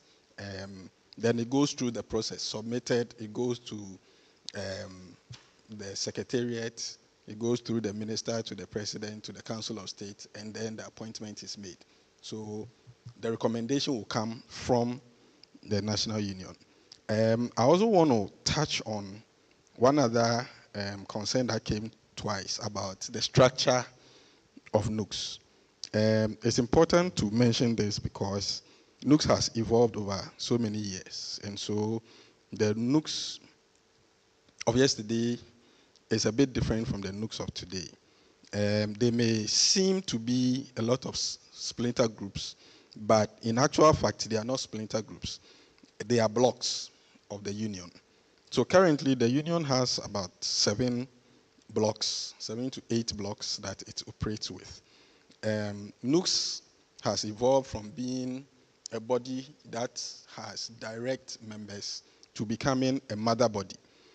And so under NUCs, we have the University Students Association of Ghana, we have the Teacher Trainees Association of Ghana, we have the National Health Students Association of Ghana, we have the Private University Students Association of Ghana, we have the Regional SRC block, which is the senior high school SRC that we constitute in the regions. We have their block as well. Then we have the Graduate Students Association of Ghana. We have the Ghana National Union of Technical Students. Then we also have the Diaspora block, which is made up of chapters of Ghanaian students studying in other countries. And so all these blocks form the National Union of Ghana Students, and that is our current structure. So if you look at the National Executive Committee of the National Union of Ghana Students. The presidents of all these associations are all members of the National Executive Body, Executive Committee of NUCS. And whenever we are meeting to take decisions, in addition to the national executives of NUCS, the elected officers, plus the presidents of these people, and the president of NASPA, which is the National Service Persons Association of Ghana, form part of because the National Service Persons Association, they are also part of the National Union of Ghana Students. So this is the full structure of the National Union of Ghana Students. And we usually don't publicize much what we do. NUCS is moved a lot away from a lot of the chaotic issues that we used to embark upon. It's only this year that we had to do a little bit of serious advocacy for our senior high school students who wrote their WASI results when WAEC withheld results, and we almost went on a demonstration on that. But beyond that, you hardly hear that NUCS is doing a luta here or there. Most of the work we do is serious engagements and advocacy and projects that we do. For example, last 2 years, administration, they built a 6-unit classroom block in Kasina Nankana district, and that project is only left with furnishing and a little work to do. It includes a library and a computer lab structure. And it was built with contributions from students. Last year's administration also almost have completed a 3-unit classroom block. It used to be a school under tree that we built with students' labor, students' contributing cement. Yeah, but is that? Do you think that's like suggesting that this is a better role for NUCS than when you were doing Aluta? Not really. I want to challenge that view. What I meant is that when we have to, we do. So I mentioned that this year, for example, when WAEC we held students' results and there was a lot of chaos and parents and children but there are a lot of policy issues. We came out forcefully. You are doing NGO, you are doing building school blocks and things, right? Yeah, there are big policy issues that we want students to weigh in on. I mean, big policy issues, big corruption, protocol, galamsey, and you think all of those things are not worthy of your attention, but you rather do. On all of those things, like I said, sure? We have only toned down on the chaotic nature of our advocacy because we had gained too much notoriety with when we hear NUCS, then it's about Luther. Yes, so that one is there. But like I'm saying, we are really working. You're in the boardroom now. Yes, and we are pushing for a lot of things, a lot of policies. So when we ask for representation on the boards and councils, it's not necessarily about being entitled or something, but we believe that our presence makes a difference. And I can give you an example. I represent NUCS on the Get Fund board. We had a meeting and we are approving amounts for students' loan. Because I am a student leader and I have been engaging with the students' loan secretariat, I know the challenges they were having. I had been to the students' loan about 3 times earlier this year because students are calling me all around the country. Their loans have not been disbursed. They need the money to pay their fees so they can register and write exams. And I go and the CEO will tell me there is no money. And the rest, they are waiting for disbursements from Get Fund. So I go there and I see that the amount that have been allocated is woefully inadequate. And it will not be able to reach the needs of the student's loan. So because of that, I was able to draw the board's attention. The board may be full of a lot of competent people, but most of the time they are not on the ground to see what is actually happening, apart from the reports that they read and the rest. So it is usually important to at least have that young person who is actually feeling the pinch over there to be able to draw the board's attention to some of these things. And so it is for that reason that I'm raising this. And the issue of the independence of NUCs is very important. You go to places and they are always trying to find out which political party do you belong to and this and that. And so can't we have a national union that is independent, that does its work like it's supposed to do? And that is what I have sought to do since I've been in office. It's not about where you belong and the rest. And then funding of education, there was an issue raised about scholarships. Yes, the issue about scholarships is being looked at. As NUC's president, I work closely with the Ministry of Education. I can inform you that there is currently a scholarship, National Scholarship Authority bill that is which will clean up the mess in the scholarship area. Exactly. So, so they are trying to consolidate. We're not selling scholarships and all of that. Yes, we are trying to consolidate. It would be nice to see your public scholarships. input into that bill. Yes, we will. Very soon it will go to Parliament and we will make our input at the consideration stage. So we are trying to now Scholarship Secretariat, get fund and the rest. All the scholarships will be consolidated at one point.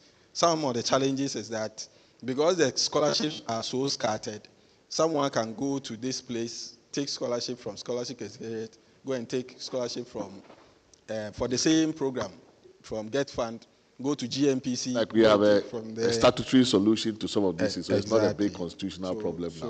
Right. Okay.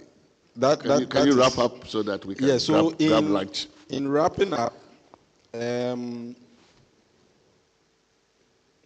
yes, so I think I've touched on most of the issues. So in wrapping up, I want to make a plea to this committee that the young people of this country have a lot to offer if given the opportunity. And I tie my submission to my honorable senior man as he spoke. If we are given the opportunity and we are allowed to explore, there's what we can bring to the table. And there should be some leverage for us and an opportunity for us to be at the table, not necessarily because we just want to be there and this, but if these opportunities are given, we will realize that this is our future. Whatever we are doing is for us. And so at the end of the day, there's no way we'll do anything that will harm ourselves. And so we are pleading with the committee to consider our proposals and help to integrate youth into all these areas, including the decentralized, and also get NUCs to be fully to operate. Thank you. Take one last comment from you and then we will be done. Thank you, Chair. Let me apologize for going in and out. I realized I was reacting to, I think, the drink. So I had to be stepping out. And maybe I'll just quickly proceed to speak to a few of the considerations GMA gives so that I can run up with that. One, we noticed that the right to health. Whilst this is captured as a fundamental human right across essentially a global thing, interestingly, in our constitution, in Article 5, Chapter 5, sorry, it's not stated explicitly. And we noticed that the first Constitutional Review Commission, if I'm capturing properly, noted as one of the recommendations that this should be so done. The education people seems to have been good beneficiaries of that because they have a whole section also, article giving them space, talking about access and all that. Health is not done. And we forget sometimes that you must be even alive to enjoy the other rights, including voting and others. And so we put so much emphasis on voting, education, but if you are dead, you will not even enjoy those rights. We think it is important that even though it's captured in the directive principles of state policy, those are not actionable compared to the Constitution stating it as a right so that we can push for governments to ensure things are done right. Two, the issue about Article 71 is one of the issues that is vexed, is being spoken about, and we are saying if that is going to be maintained, interestingly, for all the sectors of the health, public service in Ghana, you notice that health as the only component of the essential services that were listed is the only one that no one retires on their salary. Certain ranks in the judicial service, certain ranks in various, the police, army, others, which are captured as essential. It's only health that nobody retires on their salary. So I'm sure some of you are senior. Well, with this retire on salary stuff, which traditionally has been limited only to the judiciary, but now has been expanded to cover soldiers and everybody, you want to be included? With a caveat, as I said, with a caveat, we said they should all, maybe when I proceed, you'll get my point. So if it's going to be maintained, status quo will be maintained, because we know those who benefit probably will be part of those making the decisions on this report. So there might be fights. But if it's going to be maintained, then at least as essential services and we being excluded, if certain ranks can be included, that would be helpful. And we think that if we are going to then do away with this, then all the mode of determination of salaries, emoluments, entitlements of Article 71 as exists should be abolished. Everybody should be on the single spine, like every Ghanaian worker, so we don't create a caste system where some people are better treated, have better pensions than some. If leaders are so removed from the common man's difficulties and are made too comfortable, they probably won't even know where the problems are to solve. So when salaries are being negotiated for everybody, they are also part, and if we are getting 5%, 2%, they also get 5%, 2%, so that they do their things well, so that the money's values are maintained. We think every arm of government, both executive, legislative, judiciary arm, should be on the single spine salary structure and be on SNIT. We align with the fact that all ministers should be appointed outside Parliament so that we have a clear separation of powers, and sometimes the challenges that appointing from Parliament does. We've already talked about the retirement age, and then we think too, and align with the fact that the MMDCs should also be elected. We've debated that on whether it's party lines, whether should we stop burying our heads in the sand and come out clearly and say party lines or non-partisan. But what we thought was that it should be non-partisan still. And of course, we agreed with I think the first review committee, and then Madame Clara Bierry's team also saying that presidents should pay tax. So we thought that should also be something that should be considered. Another issue is the capping of constituencies and parliamentary seats. As it stands, we probably might end up having 1,000 at a point. And so we think that it should be capped. The consultative committee felt it should be capped at 277. There were debates about the number and whether some constituencies are so large that administering them may need. So the 277, we don't have the data on all the constituencies, so we think that it should be capped. We agree with the 277, but we think that any further particulars should be considered, and maybe allowance should be made for just a few more, and then that's it. And the last thing, sorry. I think. So just a few more comments. We think that, especially when it comes to healthcare, this notion and paradigm about free, which also is used in the Constitution, that language about free, we think it should be changed because it affects the psyche and some of the things Mr. Anis Hafar talked about regarding entitlement. Nothing is free. It's just that you are not paying, somebody is paying. And so it must be clarified that, for example, if you say free education, what does that mean? It just means government has to find money and pay for the education. So are we saying that education will be borne, cost of education at so and so level will be borne by government or so and so? Then it's clear who is paying, funding must be allocated, and then it is properly followed through and actionable. As it stands, we just say free, and often there is no clarity as to who is funding it or whether there's any financing for it. So we think that language must be clarified so that we know what free means. Again, on education, we think vocation-based education is also something that we must begin to look at. Thankfully, I was privileged to be in the US for Mandela Washington Fellowship. And in Richmond, we realized that even the universities themselves had done some work that recommended that they saw that people who were in vocational trainings were actually quote-unquote richer or financially more stable than those in academic quote-unquote the regular degrees training. And then they cost less to train. And they find better job opportunities, they were more employed. And so is it time to consider vocation-based training, even including universities dabbling in that and awarding some paper, quote-unquote, to legitimize these people who sometimes society looks down on because they are into certain vocations?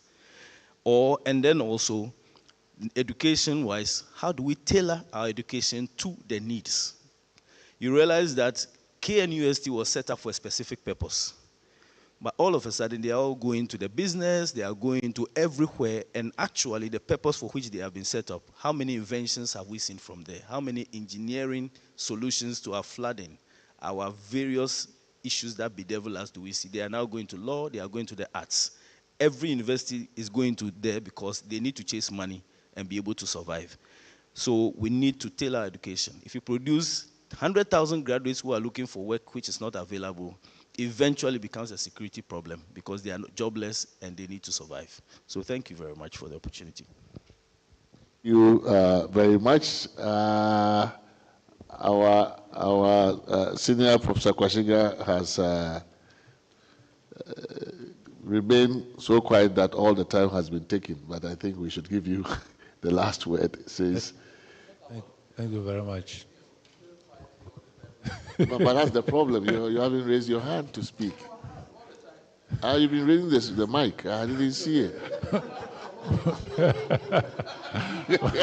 Thank you, Mr. Chair. I don't have too much.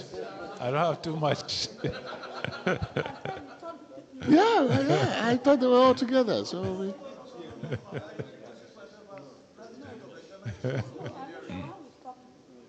okay. Well, so yeah, let me just do a quick one with this one.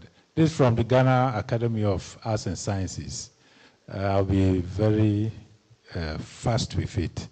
Mr. Chair, the first point they have here is that, let me read it, the need to develop a constitution enforcement culture of values among Ghanaians, especially the political elites. Mr. Chair, you remember when I came here on my own, I talked about this very issue. That is the culture of enforcement of the Constitution, particularly our values. This has come here again. And Mr. Chair, not to spend too much time on it, perhaps we should consider the strengthening of Parliament to the point that Parliament should be in a position to call the executive to order. And in this respect, specifically, Parliament may need to have a committee, like one of the committees of Parliament, that would have as its mandate monitoring the compliance of the executive to provisions of the Constitution and legislation, so that Parliament should be able to hold the executive to order. Mr. Chair, in that respect, it is important that we change this hybrid system we have now, where we have the majority of ministers coming from Parliament. That must go. It has already been mentioned. I don't want to waste too much time, but it must go because it has emasculated Parliament. It has failed. We have to go back to a situation where separation of powers, we can't talk of absolute separation of powers, but we must have one that suits our purpose, and the hybrid system can no longer continue.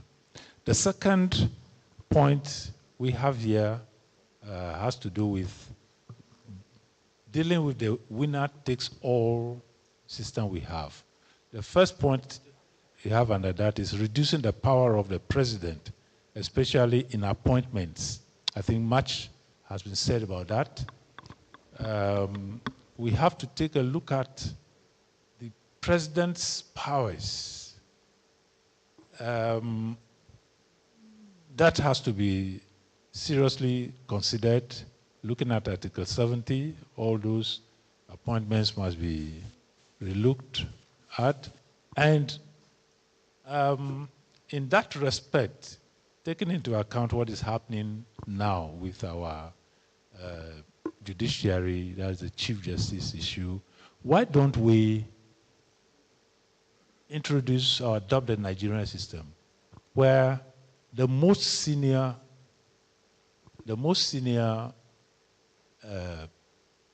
member of the Supreme Court becomes the Chief Justice? You know, Nigeria has a very complex system, complex religious and ethnic situation. So to make things easy for everyone, the most senior person on the bench at the Supreme Court level becomes the Chief Justice, even if for 6 months. So be it. So we have saved this situation of where, because I'm appointed by President A, it is presumed that I will, or I take it that I must satisfy the interests of President A. Let's just leave it for the bench itself to take its course. I'm the most senior, even if it's 2 months to my retirement that it comes to my turn, I take it, go my way. The next follows. So I will save ourselves most of these problems. Then there is the idea of reforming the electoral system. The first past the post should be changed, particularly at the district assembly levels, to the proportional representation, so that we can avoid this the winner taking everything and the rest of us hanging on. And then also a look must be taken at Article 195, where appointments are to be made. Mr. Chair, let me read it. That is 195.1. Subject to the provisions of this Constitution, the power to appoint persons to hold or to act in an office in the public services shall vest in the President acting in accordance with the advice of the Governing Council of the service concerned, in consultation with the Public Service Commission. Mr. Chair, I think the suggestion is that we should take out the President, that it should vest in the governing councils of the institutions, just like we have for the universities. Appointments are vested in the power to appoint is vested in the councils of the various institutions. Then dealing with the next one, dealing with overly politicization by strengthening governance institutions through merit-based appointments. So it follows from what I've just said. with respect to Article 1.5. And then a tentative, this is the fourth one, a tentative timetable to be provided by the CRC to ensure smooth implementation of amendments. Mr. Chair, this one falls within one recommendation that I myself had made somewhere else. And if you give me the time, I will say a little bit more about it. It seems our Constitution does not make provision for a complete overhaul of itself. Right now, we are thinking of possibly introducing a number of provisions that we cannot subject to one, particularly if they are entrenched, to one referendum. The Constitution does not permit that from my view. And I feel strengthened in this view because if you look at the Constitution of California, the state constitutions of California and Illinois, they made it clear that whenever provisions are proposed, a number of provisions are proposed for amendment, each of them must be numbered separately and be voted for or voted on separately.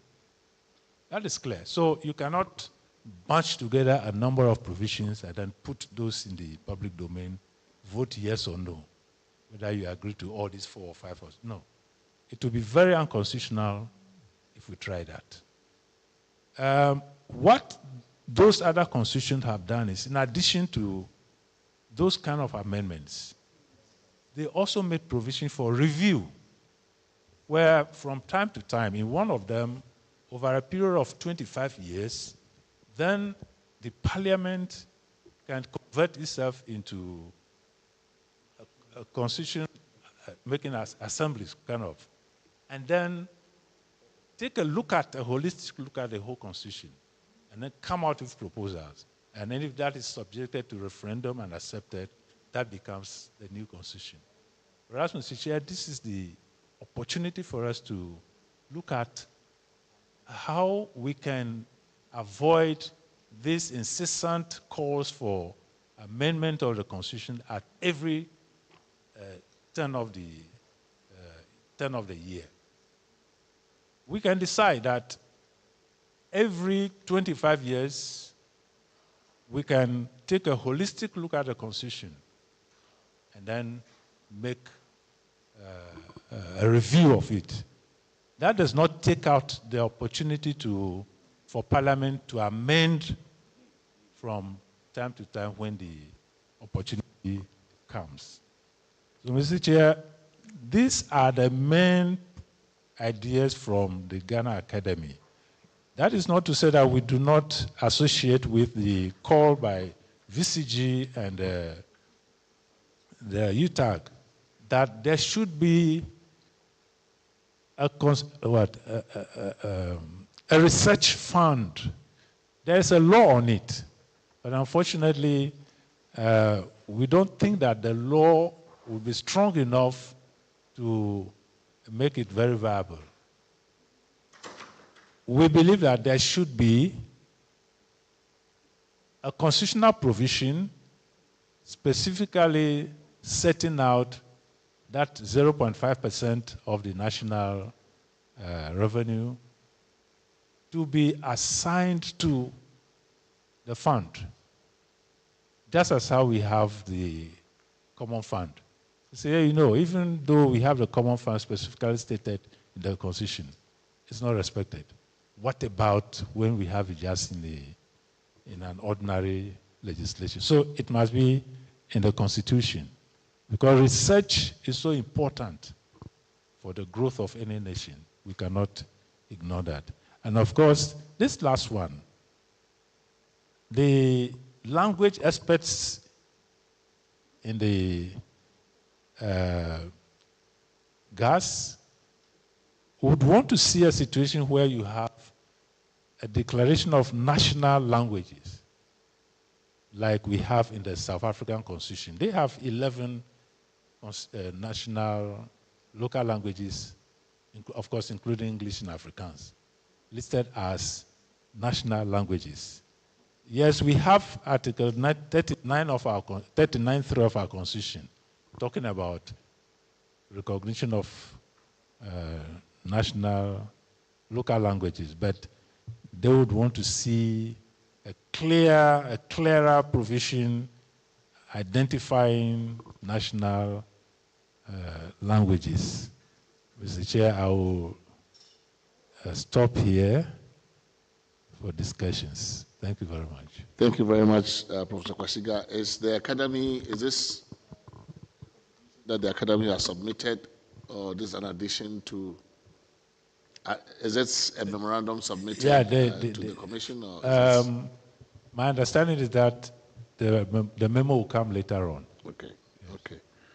Unfortunately, we are way past our time. Lunch is ready. They will be closing soon. So, but you've been here faithfully since the morning. I actually thought that you had sacrificed your right to speak. Yeah, thank you very much. But if you could be short, brief, so that we could actually all go for I'll lunch. be brief, sir. I'll be brief, sir.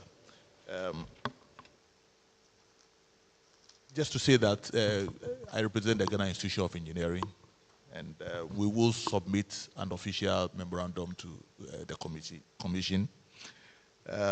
But just to say that we associate with a lot of the things which has been said here, especially about the retirement age, about funding tertiary institutions. Just a comment on that to say that I think we need to separate the service provider from the one who pays, because the service provider should be paid to be able to provide the service. So if the university is educating, the university must be paid to educate the people that he educates. If the government or the state wants to give free scholarship to everybody to go to the university, then the state should pay the universities to provide the service. And I think if we look at it from that perspective, then we can then separate who is responsible for what, and the person who is doing it should not be, for instance, if the university has to increase the fees, why should it go through the normal parliamentary process of somebody putting something on the floor, and then he's not able to do it, then he has a problem. So in that perspective, I think those are the what I would say. The internship issues are big issues. Now, if you take, I don't know, but recently, Legon or KM University said they were admitting 50,000 students in the first year. So if there are 4 streams, that means you are talking about 200,000. This does not include people doing masters and doctorate and things like that. So if you have to put 200,000, one university has to organize to put 200,000 students on internship, it becomes quite a big effort. It's a whole city you are putting into an internship program. So these are very serious things, but there are things that we need to see how we can crack as a nation, and I think it's a very important thing. I can only say that about it. I see it as a big problem. If we leave it to the universities, probably they don't just have the capacity to be able to put every student on internship. So how does industry and other people come in, work to make sure that this happens if we think the internship is very important? Now, 2 key issues, and one is on the governance of state institutions. And this is not just state enterprises, but also the independent councils, the commissions, the boards, how are they appointed and who appoints them? And I think it's been referred to in various areas, and we want to associate ourselves with this. One, councils, boards, commissions and things, appointments. The ruling government, the executive, should be given like up to a maximum of 1/3 of the members to appoint. And the 2/3, we should find some other means of getting them appointed. And they should be appointed through with meritocracy as the yardstick, whatever processes we are putting in. And the government should just be able to change the 1/3 that they are required to appoint, but the tenure should be fixed, should be protected, so that the continuity, I think Dr. Ewia also said the same, the continuity of governance does not halt because of a government has changed. And the second level is that the president's responsibility to or duty to appoint chief executives should be taken away. The board should be given that responsibility. Appoint the board, members of the board should have the freedom to appoint their own executives to operate. So this is one of the areas that we are very welcoming. If nobody has said it, would have said it. The second one, and which will be my final one, is on local governance, local government. We have a situation in which we've bastardized our assemblies. The metropolitan assemblies have all been broken down into municipal assemblies, and then one of them is retained as metropolitan, which is still a municipal.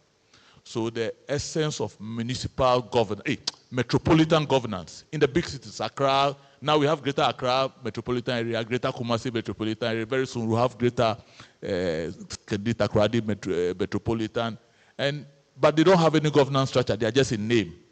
But these are there because there are certain services and infrastructure provisions which are done better at the metropolitan level than at the small municipal level. If you go to London, you have the Greater London metropolitan, and then you have all the boroughs and all those other things. So that level of governance that is needed to provide services for the people in the huge urban communities, we should look at it. Probably we need that tier of governance to help that metropolitan systems to work. And I think it's something that we have to give serious consideration to. Thank you very much, and we can have. Thank you very much for your patience, for sitting through till late.